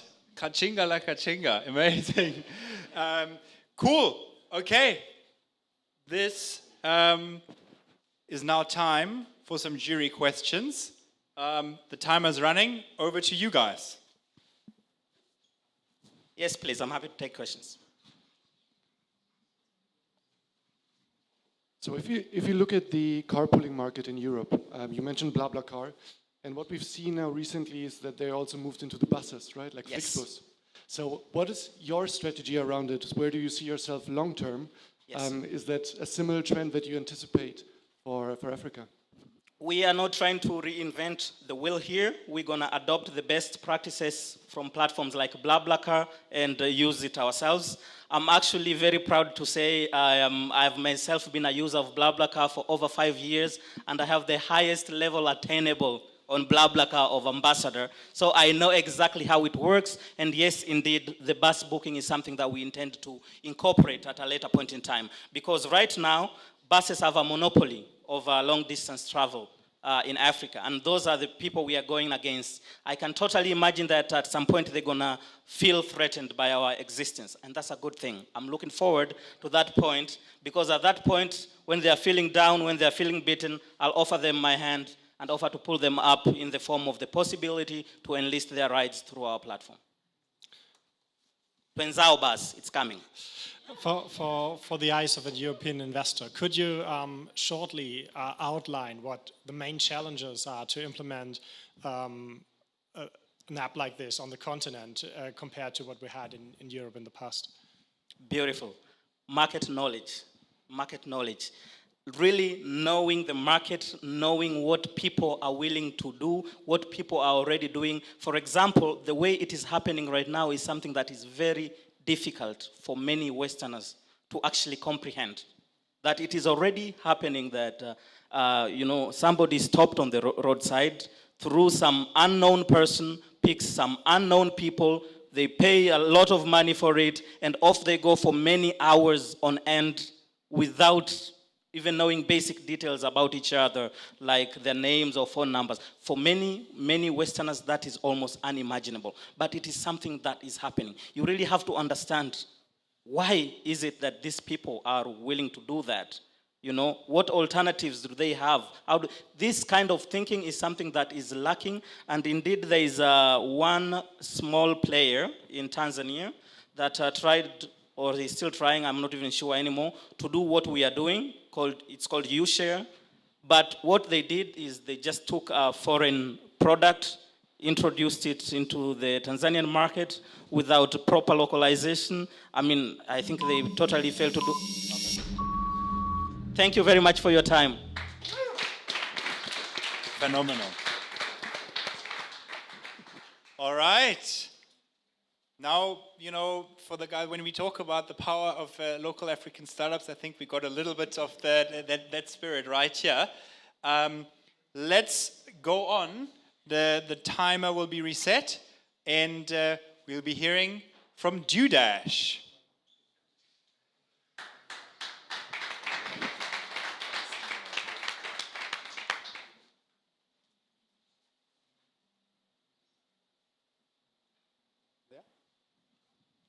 Oh yeah, that would be great. The big one, okay. Well, first of all, welcome everybody. My name is Marcus. I am co-founder and chief experience officer at Dudash. What's really great today to hear, even though we talk a lot about funding, I have a feeling that we actually talk about how can we create an impact? How can we make a change to this world? And that's what really drove me as a founder. The reason why I'm still here is because, as an individual, you always think about what can you do to change it. You change your diet, you think of what you can do. But I'm in a lucky position nowadays that I can actually have an impact by creating multiplier effects. And that's what actually drives us as a team, to create an impact. Because as a founding team, we have over 50 years of founder and over 20 years of investor experience. And throughout the process, we've screened over 4,000 deals. We've invested in over 60 deals in personal capacity, some of us. And what we realized is that this process between founders and investors until this date is still built with lots of friction. And the way that it kind of expresses itself is, we heard a lot about those questions being asked, like, as a founder, how do you find the right investor? Especially when I'm not in my local ecosystem, I want to expand. Where do I find the right angels? Where do I find the right VCs? And the problem is that many founders just think of it, if I find the right investor, I can do everything. But actually, that's where the hard thing starts, right? 70% of investable deals fall through the cracks because of information asymmetry and incoherence, which is built into the process. Especially for early stage deals, this is the case. And founders oftentimes forget that investors have to do their own fundraising, right? And you have to build trust with investors over time to get the investments from their side. And we talked about it. There's enough capital in the market. We have dry powder of 600 billion sitting out there. And if you combine it with the fact that compared to last year, we are only making 50% of the investments into just 37% of 37% of the money being invested into just 50% of the deals, there's a clear problem in this market. And this is where we come in with Dudash, because we've built an end-to-end solution as an investor relations platform that actually allows investors to kind of have the full insight into a deal from the very first inbound until the exit of a startup. So just to go through that process, as a founder, I come in, I fill my information, I make it digestible in dashboards, in data rooms, and as an investor, I fill my thesis. And based on the thesis, you already get recommended deal flow into your inbox. And then you have an ability to also source the deals directly. So you can filter your deals, you can get in touch with them. There's a one-on-one messaging system, there's a data room, predefined 4-level structure where founders keep full control over their data by one-on-one access control management. There's a built-in pipeline to actually follow through the deal as it's moving through the due diligence process. And as the investment happens, you can even track the performance of your portfolio and showcase it to the outside world. And founders have an ability to build touch points with investors, many of it taken care of by the system, but you can also send your monthly updates to the investors. Investors can actually get those reporting in so that they can help open up their networks for further follow-on investments. But that's just the digital side of it, because we are also providing investor relations as a service for founders to help them overcome that issue, because they face bandwidth limitations. But that's why the prioritization of investor relations falls through the cracks. We can also help investors becoming the extension of their investment arm to source deals, to get LPs onboarded, to find co-investors, to really cover that entire value chain. Where are we currently standing? We have 1.1 billion in deal flow on the platform. We've grown organically to over 4,000 users within 1.5 years. We've been able to secure 27 million in funding, and we have over 100 partners, one of them being AWS, and actually that partnership stemmed out of South Africa. And 2 of the biggest 10 countries that we have is actually South Africa and Nigeria, and we built a city leader system back then, which actually onboarded that local ecosystem into that sphere.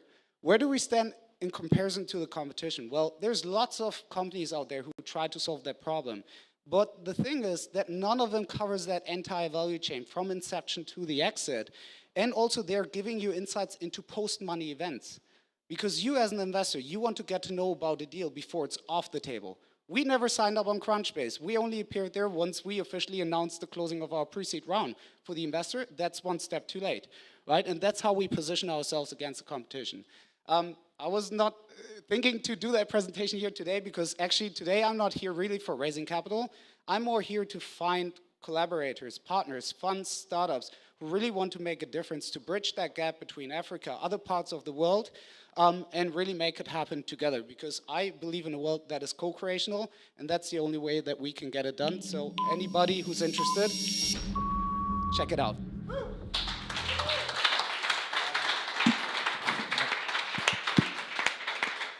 Hi, thanks for the presentation. Maybe a question on my end would be, maybe the presentation was a bit short because of the time, but could you elaborate on your growth plans, because I think you have an amazing model. Where do you go from here? Right. So right now we have that digital side of it, which is running on a freemium model. So this allows us to create pull effects on both sides, because ultimately every fund that comes in with their portfolio, they bring in their startups and the startups bring in their investors. So that's how we've been grown organically, also through the different types of partnerships, right? We have deal partnerships, we have ESOs, we have universities. So that's where we get the talent in. We have an educational element to our system so that we also have something to offer here. We know that this is not the end, because there's a lot we want to do more. So we are now building in a transactional model. We want to give an ability for investors to do their own fundraising through the platform by providing them the data room functionality, the sourcing of LPs into it as well. We also want to make sure that we have the ability to pool investors for investments. So because there's many individuals, we saw it, 1,000 investors investing just one single time, but they usually don't know how to evaluate a deal, right? So that's where pooling of investors comes in. And as a third thing, at the end of this month, we will actually announce that we're going to also create a fund, a thematic fund focused on climate and impact, Seed Plus. So actually starting where many of you were stopping earlier, what you're mentioning, to also have that transactional model into it. Thank you. Could you lose 1 or 2 words on monetization? Yes, so as I said, we currently have that freemium model. We have a subscription model for both sides, on startup investor side, to get the full-fledged functionality of the platform. But we left it on purpose in portion free so that there is no barrier for coming in. In addition, we're taking service fees for what we're doing on both sides, the investor relations as a service for founders, as a personal service, as well as for the investors as we're helping them to do targeted deal sourcing or whatsoever. And the transaction model is, again, what we're currently building in to have a more holistic approach and be able to also be successful with the growth of our own startups. Thank you. What are the key challenges that you're facing right now? So what stops you from growing even faster? I mean, to be honest, what oftentimes happens, many investors claim that inbound is not an issue. Oftentimes, they still need inbound in a way that it's more qualitative. However, what we've realized with many investors is they have created a system of 10 to 14 different tools over the years. And the transition from going away from that scattered process into a solution that helps you really track it in one platform is what sometimes builds in a bit of friction. So that's where we are realizing we need to build a bit more of integrations that allows them to move their portfolio a bit easier into ours, to move the data, the historical data, into our system. And the layer of allowing them to do their own fundraising as well, because that's where they then realize, okay, I can get my LPs in, I build transparency into the process, and I have the deal flow coming on the other side. Thank you very much, Judash. All right. Our final startup of the day. Very, very happy to be welcoming Sebastian on stage. And now we'll be hearing about Motherland. Stage is yours. Thank you. So it's really a pleasure, and I must say I'm also quite humble because I'm standing here on the behalf of my team that is currently working hard in Kenya. And I'm going to present you what we as Motherland, we call ourselves an ecosystem orchestrator, and you will learn about that, what that actually is. So let's talk about Joseph. Joseph is a smallholder farmer, and he harvests in one season 1,000 kilograms of sweet potato. But he loses around 60% due to no decent access to the market. He works a lot, but it's just gone because nobody's coming and picking it up. And he receives just 25 to 40 Kenyan shillings per kilogram, which is also not awful a lot, yeah, for the hard work he does.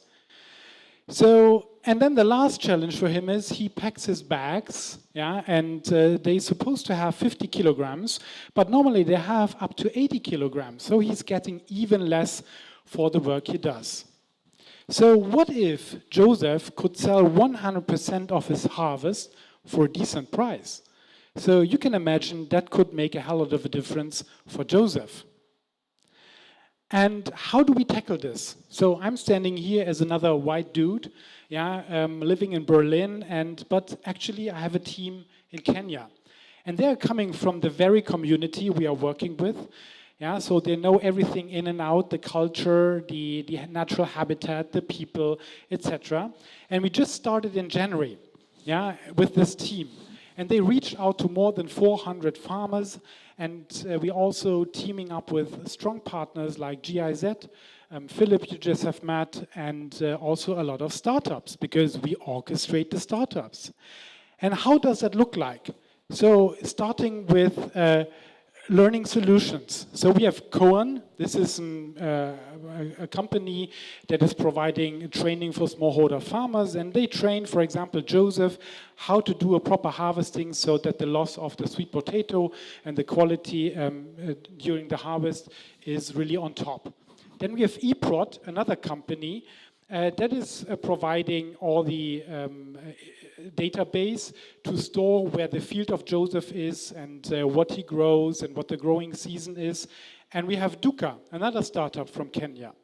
And eProd is handing over all this information via an API to Duka. So Duka knows about Joseph.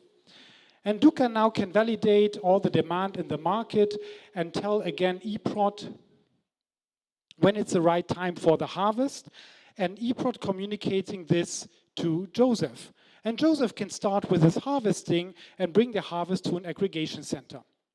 And with this, we trigger with the weighting device that the sweet potato is around, 1,000 kilograms, and it's in the database of eProd, and they send it to Duka, and Duka then can trigger the payment via eProd to M-Pesa, and M-Pesa pays the money right away to Joseph. So he's standing in front of the weighting device, put in his bags of sweet potato on the weighting device, and receives the money on his M-Pesa account. And just boom, it is there. And actually, the even better thing is that after the transport to the warehouse, Duka is able to realize a better price, yeah, than Joseph can realize on his own. So, and what does that change for Joseph? So Joseph have a 20 to 25% higher price per kg, and the market, and he can access 100% of his produce to the market. So, and that actually would threefold his income from one single harvest. So, and on top of that, we secure a community share that is given to the community to invest, for example, in trainings and inputs and other things that the community needs, for example, a warehouse or processing facilities, etc. And there are many, many more Josephs. Yeah, so as I mentioned, we work currently together with 266 smallholders and their families of 1,330 people. And we bring now 250,000 kgs of sweet potato to the market in the next 6 weeks. And the community share I just talked about will be the value of 130 monthly salaries that goes back to the community. So, and we are going to reach way more people, yeah, as there are just in this community 950,000 smallholder farmers like Joseph. Thank you.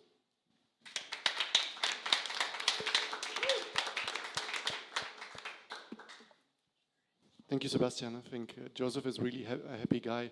One question. You mentioned there are several different issues that you're trying to solve. Weighing, price transparency, etc. If you would need to pick just one of the companies, one of the issues, which one would it be and why? So the problem is none of these companies can solve the issues alone. Yeah, and that's why we orchestrate the collaboration of those companies. Yeah, and for example, if Duca would go to a rural community offering this service, they wouldn't succeed. Yeah, because all the other bits and pieces would be missing. Yeah, and all the companies are great, so we selected them via a process and bring them together. And if I would select one, yeah, as you ask, I would select right now Duca. Yeah, because it's a fantastic founder who has worked for DHL for many, many years, was responsible of business development in sub-Saharan Africa, and started his own company last year with Duca. And we are now able to collaborate with them, accessing new potential markets for him, yeah, as we are a market maker in that sense, and that helps him to grow also in areas where he would otherwise wouldn't be able to grow, but also by collaboration with the others. Two questions. First, your own monetarization, and maybe in the same point, who has the market power in this whole chain? Like, who can dictate the prices? Are you actually the one who can scale up, or who is the one who? So we are currently a non-for-profit business. Yeah. So because it's really hard to do exactly that, what we are doing. But what we see right now is that if we are able to access the market in a way that we have currently seen the numbers, there would also be possible to set up an impact business. Yeah, meaning bringing impact investors on board, yeah, and paying them a decent return also on their investment and scaling that up. So who has the market power right now? So I think what we are doing at the moment is we are an independent entity that is able to orchestrate all the other partners that otherwise couldn't do the business without us.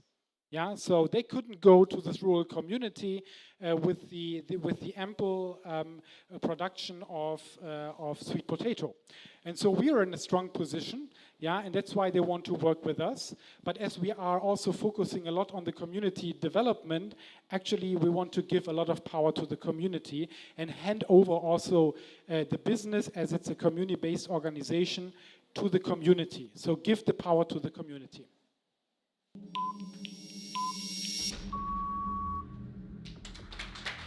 Thank you. Thank you, Sebastian. All right, so this marks the end of our pitch battle. So the jury will be consulting and be in touch with AfricArena over the next couple of days and weeks. And the declared winner will actually be invited to come to Cape Town for the Grand Africa Summit, which is our AfricArena's annual flagship event, where will be the massive pitch battle that side. So thank you guys so much for participating. Thank you for our jury. And now we will be diving in to our final panel of today. And of course, we will be ending this day with something incredibly important, namely when it comes to doing business in Africa, we have met like a lot of people today, like GIZ and other support organizations, AWS, but what we love to do to end this day up is to uncover how these particular organizations can actually unlock more and more startup access, and which role they can and should play to help African founders to better position their businesses, get more opportunities, and hopefully this message comes across today, also help African founders to come to Europe so that we can bridge that trust gap, that more people can be met in person. So I'm looking forward to unpacking this today. So let's welcome our panelists, Nathaniel, Marcel, Chiza, Sebastian, and Ida.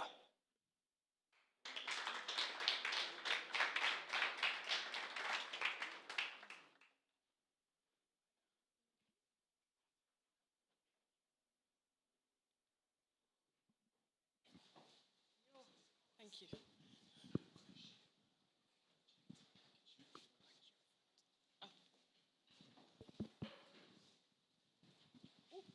Hello, hello. Is this on? Is this working? No? Try that one. Hello, testing. Yes, there we go. We have made it to the final panel. To everyone online and offline, thank you for still being here. It has been a long day, but I have to say I have been very positively surprised. The quality of the people that we have here, talking about trust, how we can collaborate, it really feels like a family. People who are coming together to figure out solutions to these problems, because as has been said so many times, we cannot solve these problems alone. We need to collaborate if we really want to make an impact. And as the last bit today, we're going to be talking about support organizations, the role of those, and maybe what are some of the challenges and how we could be working together to solve them. And let me give you one reason for why you should still pay attention to this. Why you should still be awake at this very late hour is because startup support organizations play a really important role in catalyzing some of that change. Where it all starts with collaboration is bringing people together. And that's usually the role that startup support organizations take. They're the ones organizing events such as this one, and that's why they need to be involved in having those conversations. And I have a very, very cool panel here with me. Let me shortly introduce them, as well as something cool about them. Starting off over there, Nathaniel, very cool about him is because he organized this and he just flew in from Cape Town.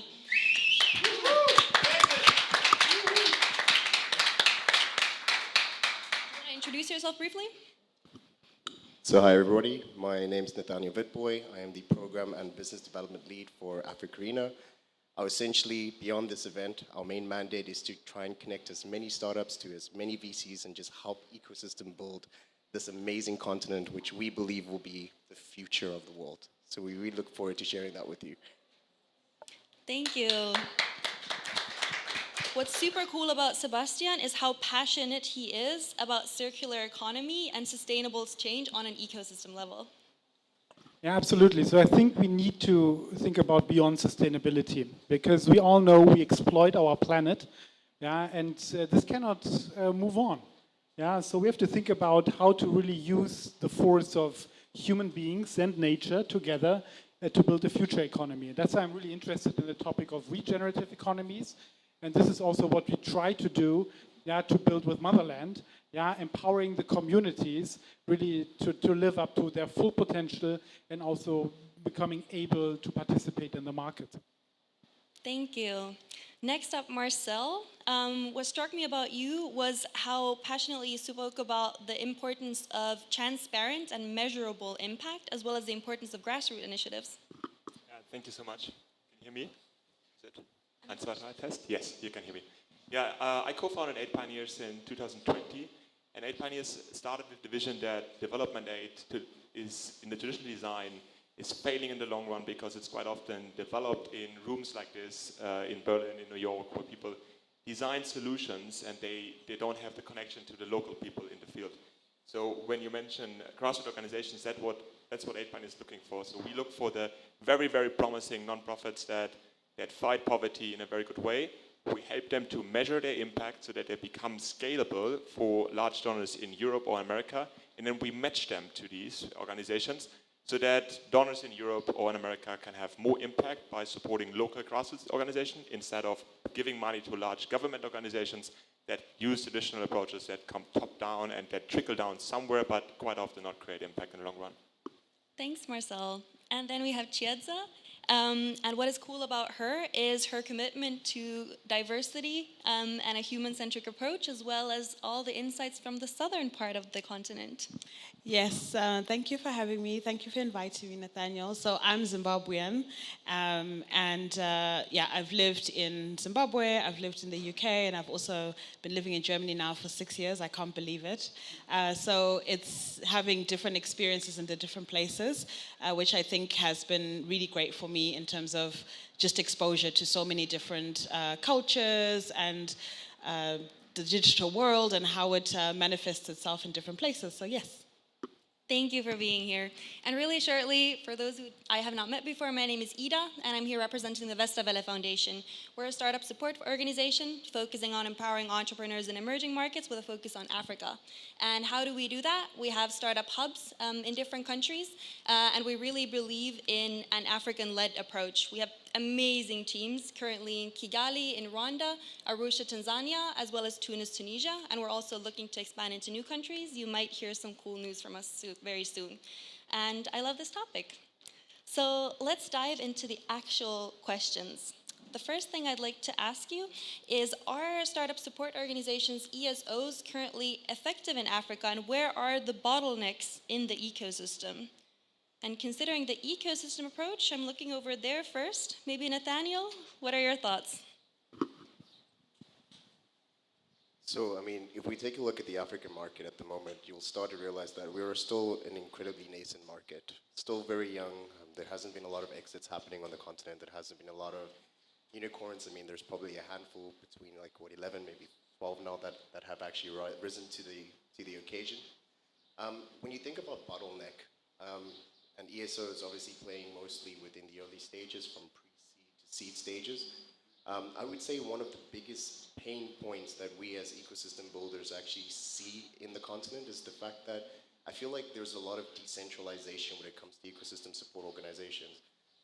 There's an underlying value of competition, certain players playing together, and then also if you take a look at the content and what we're actually providing and the services that we're giving to startups, I don't believe that a lot of them are actually bringing what is valuable to the table. I think those would be my two inputs, rather not take too much time. What about Sebastian? So from my experience, ecosystem building takes a long, long time. Yeah, so I think it's always good to be ambitious and do the right things. But as we also heard, it's also a lot about seeing the first startup successes. Yeah, because those startup successes will bring the returns that will be then again will be invested into the startups. And when I look back, I'm in Berlin since 2008. Yeah, and that was also a nascent ecosystem, right? And today it looks completely different. And it just took time and a lot of players that collaborated and really asked what they can do for the ecosystem before they ask what the ecosystem can do for me. And I think there are a lot of players that try to squeeze out ecosystems that are nascent, that are unstable, yeah, because they want to get their fair share out of that. And what we need to do and see is really investment into the ecosystems in a non-linear fashion. So that means having this kind of events and supporting startups, etc., etc. And I think we have plays a major role in it, because it's always different than hanging just around in Zoom calls and bringing really also startups together to collaborate. Because especially what I've learned working with startups in Africa, there's always an issue with market making. Yeah, because the markets are also very nascent, and when you found a startup here, you can be laser focused because all the other services that you need to run a startup are already there. And I think, therefore, to really accelerate the development of such ecosystems, it will be required to also see collaboration between the startups so that the startups don't have to do all and everything. Yeah, because then they can have this handshake, what we try to realize with Motherland. Very, very interesting, super high-level ecosystem insights. What about from your perspective? I think the answer that many people would expect now is that money is the issue. And for me, coming from the philanthropic area, I can say money is not the issue. There's a lot of money there.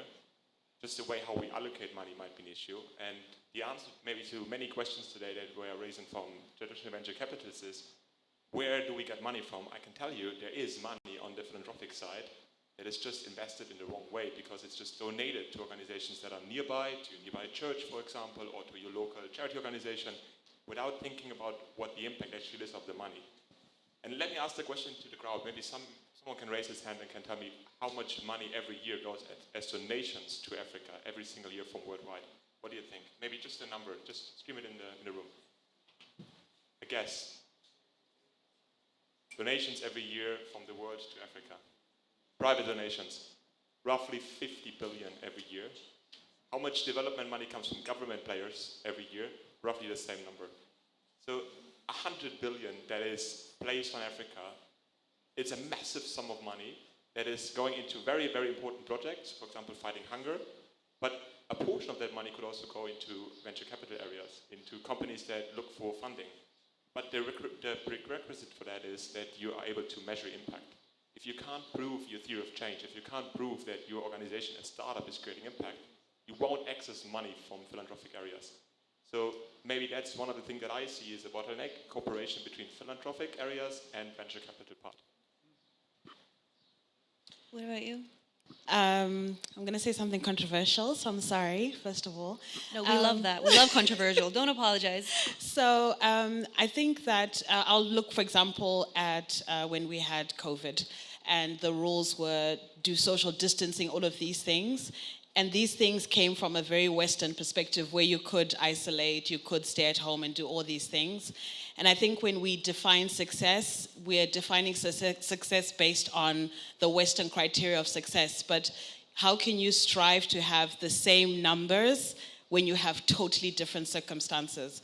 I don't think that's fair, and I don't think that's possible, that we have to have the same number of like exits and unicorns because we don't have a lot of in some countries, I'm talking from my perspective from Zimbabwe, we don't have some very basic things that you would never have to deal with if you're in Germany. So of course, Germany can spin off a ton of unicorns because you always have power, right? If power goes out, it's something really serious. But in Zimbabwe, this is a problem that is happening every single day. So what chance do you actually have to have a unicorn, a billion-dollar company? Maybe our version of success should be it's 100K. I don't know what that is, but I think a lot of it is trying to fit your context in one that doesn't match to yours. And I think the second one is when I lived in the UK, so this was about maybe 20 years ago, they made, as a government, a very concerted effort to build sort of their digital tech capabilities. So I think to also be successful, the government has to be fully on board and fully supportive to then enable all of these ecosystem organizations, because let's face it, these are some of the biggest players and the biggest influencers. So I think until it's right at the top of a government's agenda, again, because it's all about regulation, it's all about giving space, it's all about competition, it's all about the law, to give people more room to play, more room to experiment. And if you're sort of dealing with, economic issues, infrastructure issues, it's not going to be at the top of a government's agenda. Thank you so much. This was a lot to unpack. We went in the direction of, okay, how do we determine success? We started off by talking about how the ecosystem was still nascent, we're still in the beginning, but on the other hand, what Sebastian said is it could develop pretty fast. Or no, it's a long-term thing, but it could develop to really cool heights like we've seen here in Berlin. And then on the other hand, that there is a lot of philanthropic money that is there, but we're just not sure how to use that. And from your side, how the models are maybe also different, considering that the success metrics are different. So I think one thing that combines a lot of these is that collaboration is needed, both between the support organizations as well as the founders, as well as in between different support organizations, as well as in between support organizations and investors. And earlier we spoke with Nathaniel, and he had very strong views about how the collaboration is currently going with support organizations and investors. So maybe we can talk about that a little bit before we talk about the relationship between the founders and the support organizations. 100%. I feel that what really happens with your journey as a startup once you've finished with an accelerator program or with an incubator program, I feel like there's a continuity issue because we're not creating sustainable pipelines. Like for instance, if when we're finished accelerating a startup, the next step the natural next step would be like, let's connect you to investors, because we are confidently sure that you are now ready to raise funds. Where I feel where most of the other startups that go through some ESOs, like they just kind of just fall to the wayside. They're like, okay, cool, we've got our knowledge, we know what we're going to do, but what's the next steps? They're kind of super lost. I mean, and a lot of investors should be aware that in between investors from, let's say, seed up until like Series A, Series B, they have this thing called circle of investors, where they do deals with each other. They know that, cool, once my seed is done with one venture firm, I can then go to a DFI for my Series A, Series B, and we prefer startups from this organization going to there. Why can we not do the same thing with ESOs? Like for instance, if you've been accelerated by your foundation or by AfricArena or any of the other organizations, what's the natural next step? Because we have focuses. And I feel the problem is that a lot of ESOs are also just kind of not focusing their coursework or what type of startups they're looking at. And everybody's going way too broad. And I think in Africa specifically, in the next 2 to 3 years, we really need to start moving into more sector-focused, orientated work rather than being sector agnostic. Because honestly, and mind my French, I feel like this is an absolute BS term. No one is truly sector agnostic in this industry, right? Thank you for saying that. I appreciate that. And I have to say, normally I don't speak that openly or complain, but sometimes I look at what certain support organizations are doing, and I'm like, wow, they have all this funding and this is what they're doing. What are the real results? And what could we do with this if we as an ecosystem looked at what are the strengths of each organization and focused on that to deliver actual results instead of just another standard program because, well, we have money, so let's just spend it on this thing.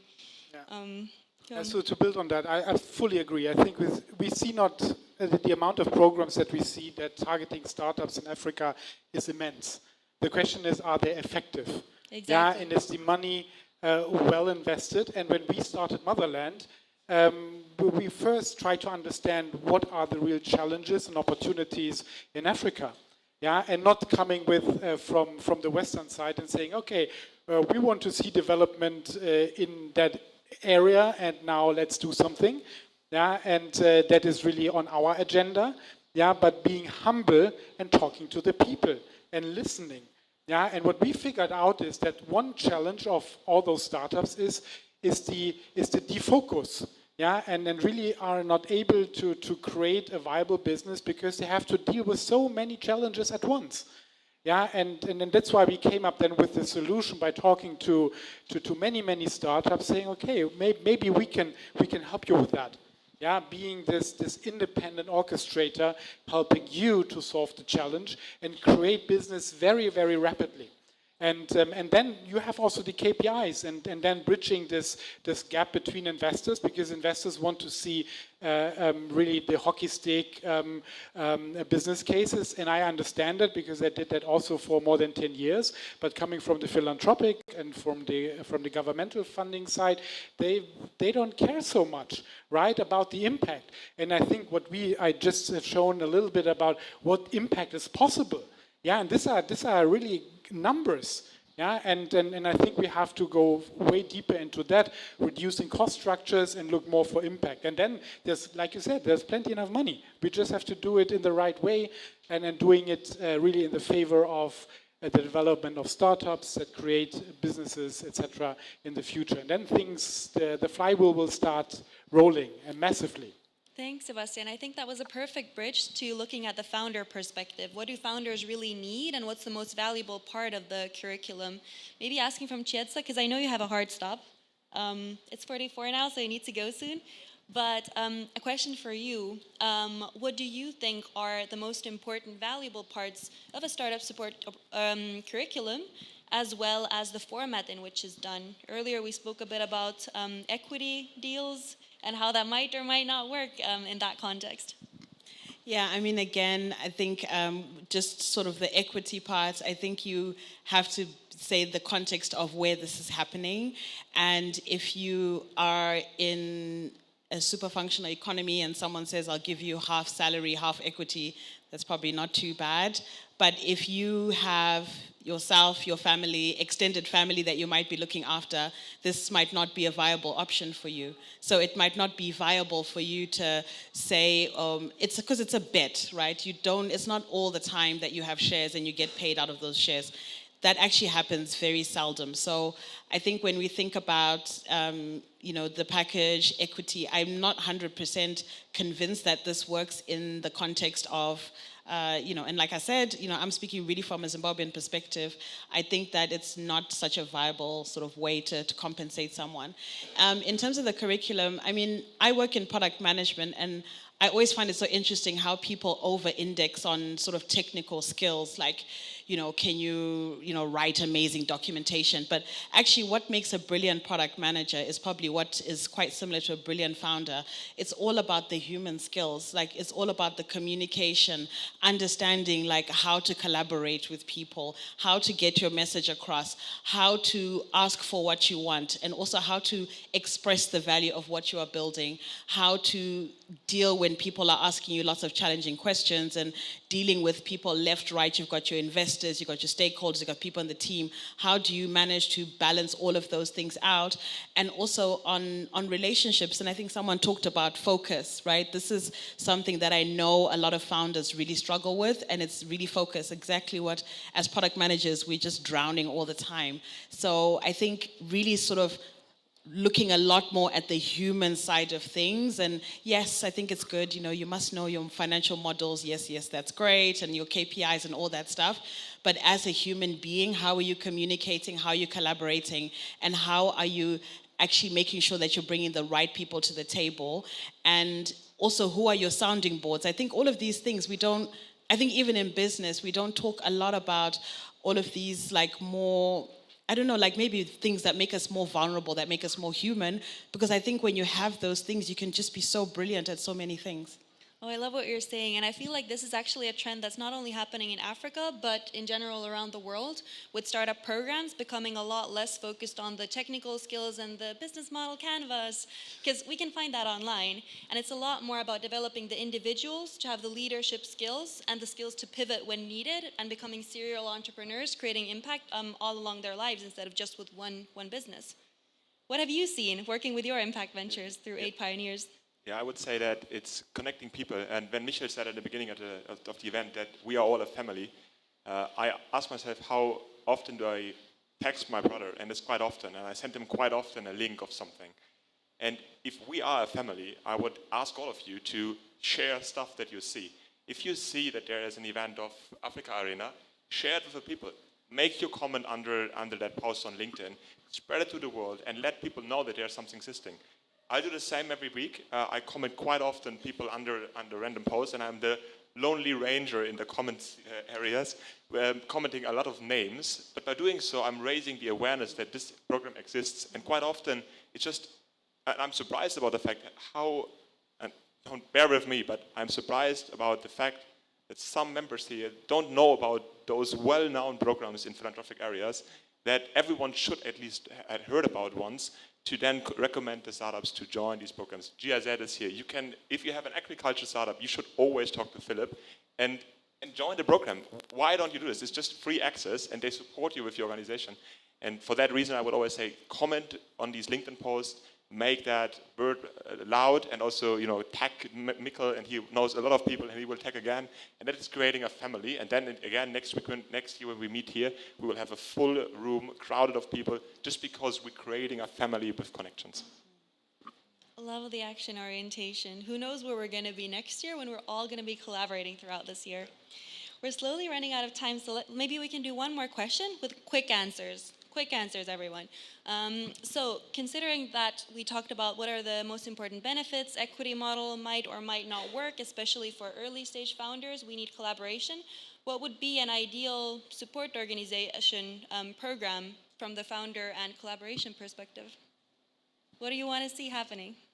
Well, especially from my side, I think something that we've started doing is 3 things. So one, we have our organization called Digital Collective Africa. So we've, like all the resources you say you can find online, we've put together a collective of organizations where we've now put all like capitalization tables, everything that a startup needs just to actually start and launch, and everything they might require as they scale through their process, is all on that platform. So like we've kind of conduced that information into one space.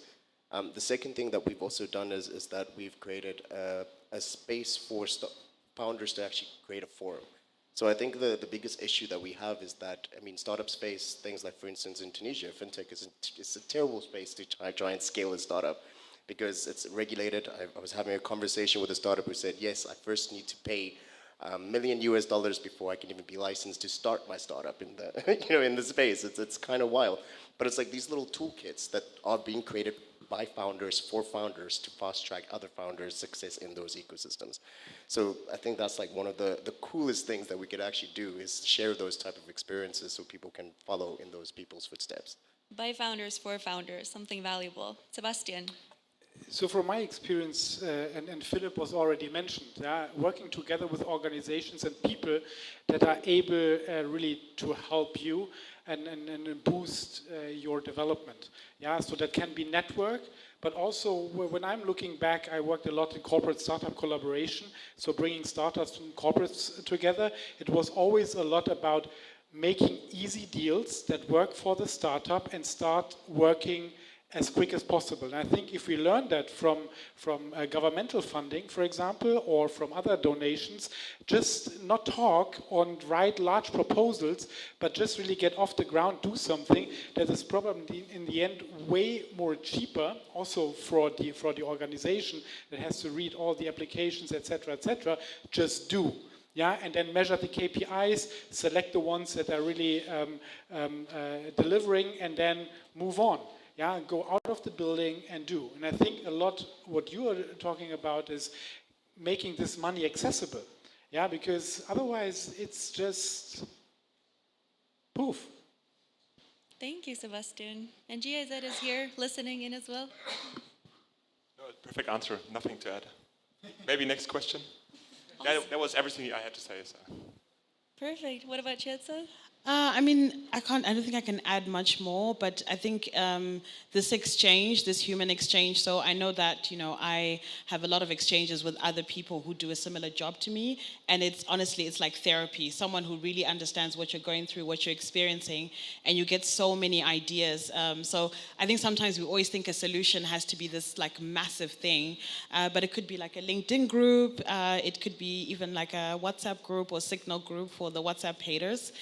Where you can just exchange ideas or meet up every so often to talk about different challenges. And I think those are the things that make a huge difference to people. Yeah, that's really true. That's actually also what we usually hear from our founders that participate in the programs. Like, what have been some of the most valuable things? And they say it's the peer support, especially the founders that don't come from this startup circle, and they might be building startups in remote areas. They don't have role models or support around them, and then just that conversation with someone around the world who's building something similar, it opens their eyes.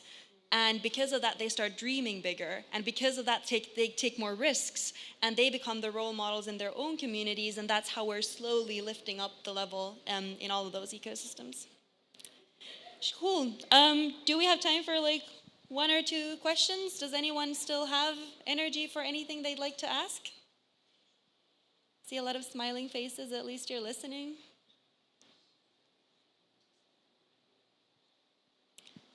I guess we're all ready to end this on this very positive note of collaboration. Michelle is coming here. Yes? No questions. No questions. Are we done? Have we learned enough today? I've learned enough. I've learned so much today. Then we're going to say thank you. Thank you for putting this together. And maybe one thing, we should have a loud applause for Mitchell for organizing the event. Yes. Time for that. Thank you. I mean, this has been a massive collaborative effort. I think there's no one individual that can be pointed out here. As we said earlier, in the true fashion of Ubuntu, from South Africa, I am because we are, and I mean all the participants who have been here today, being it as panelists, being it as the audience, and being it as the amazing people behind the scenes between the continents who, over endless hours and summit after summit, keep producing these events to showcase the potential of the continent. And I think I'm very, very, very proud and excited to have had this first show up in the Berlin ecosystem. And it's just you can't imagine, especially how important it is to have these people who pull all the strings behind the scenes, so that we can all stand here today and present this to you and engage with you. And nothing but grateful for this first initiative to bridge more gaps between the continents, to connect the dots. And I think on behalf of the entire team, please also a big applause for Christoph, the founder of AfricArena. Yeah, so I think it's hot, it's late, but we had a great day. So as Michel mentioned, first of all, I would like to thank you, Michel, and the Counter team, Sasha, for the support and being fantastic hosts for us. We couldn't have done this in Berlin without you. And of course, the AfricArena team here, so Nathaniel. Big applause for this man. Noise for Nathaniel. Noah, can you come on stage, Noah? Noah has been working on the content. Kim at the back there. And then the rest of our team in Cape Town. Hey guys. Hey. Thank you, Jabulile, Dan, and the entire team working on the online streaming. Thanks to the technical team at the back there. I know you can hear us. Thank you. It was a very good performance online. And thanks to all the people that supported the event, speakers, startups, pitching, you guys for showing up and staying until the very end. Now we really would love to host you at one of our next events. So Nairobi, Tunis, September, October. Hopefully, we work with GIZ in Tunis very well. Hopefully, we work with them in Nairobi, and of course Cape Town, not to be missed, early December. Alongside Super Return Africa, that's going to be a not-to-be-missed event. We have a lot of side events around that. That's our biggest event of the year, and this is the best time to visit South Africa, right, Michel? So we're looking forward to see you there. It's prime time. I can tell you, a lot of Berlin folks have figured that out by now, because we see them there every year, and I can't wait for that event as well. Maybe we also have the volunteers that helped us. I don't know if they can hear us. You want to come on stage and just show your face? Please come. We're going to do a little group pictures of the team. Well done, guys. And I even think, Christoph, what do you think? Should we do a picture with everyone who's still here? If you guys are keen and want to come up, let's do this picture as we're talking about family. So everyone who is keen, please all make the way up. Yeah. We take a cool group picture as this family. So don't be shy.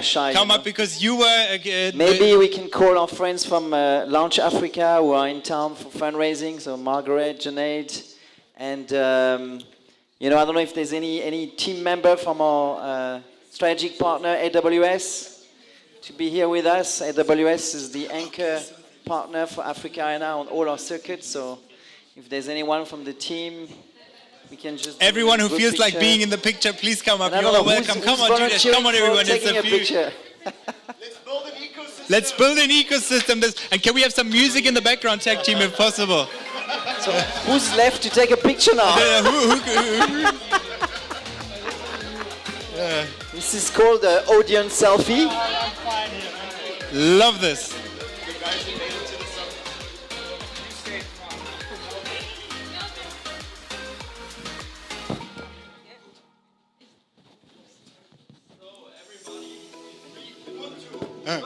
Ubuntu! Hey!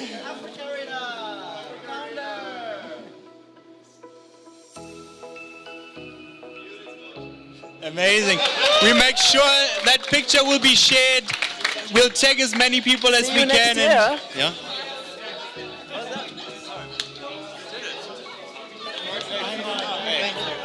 Good. Thank you for being German trained. Yeah.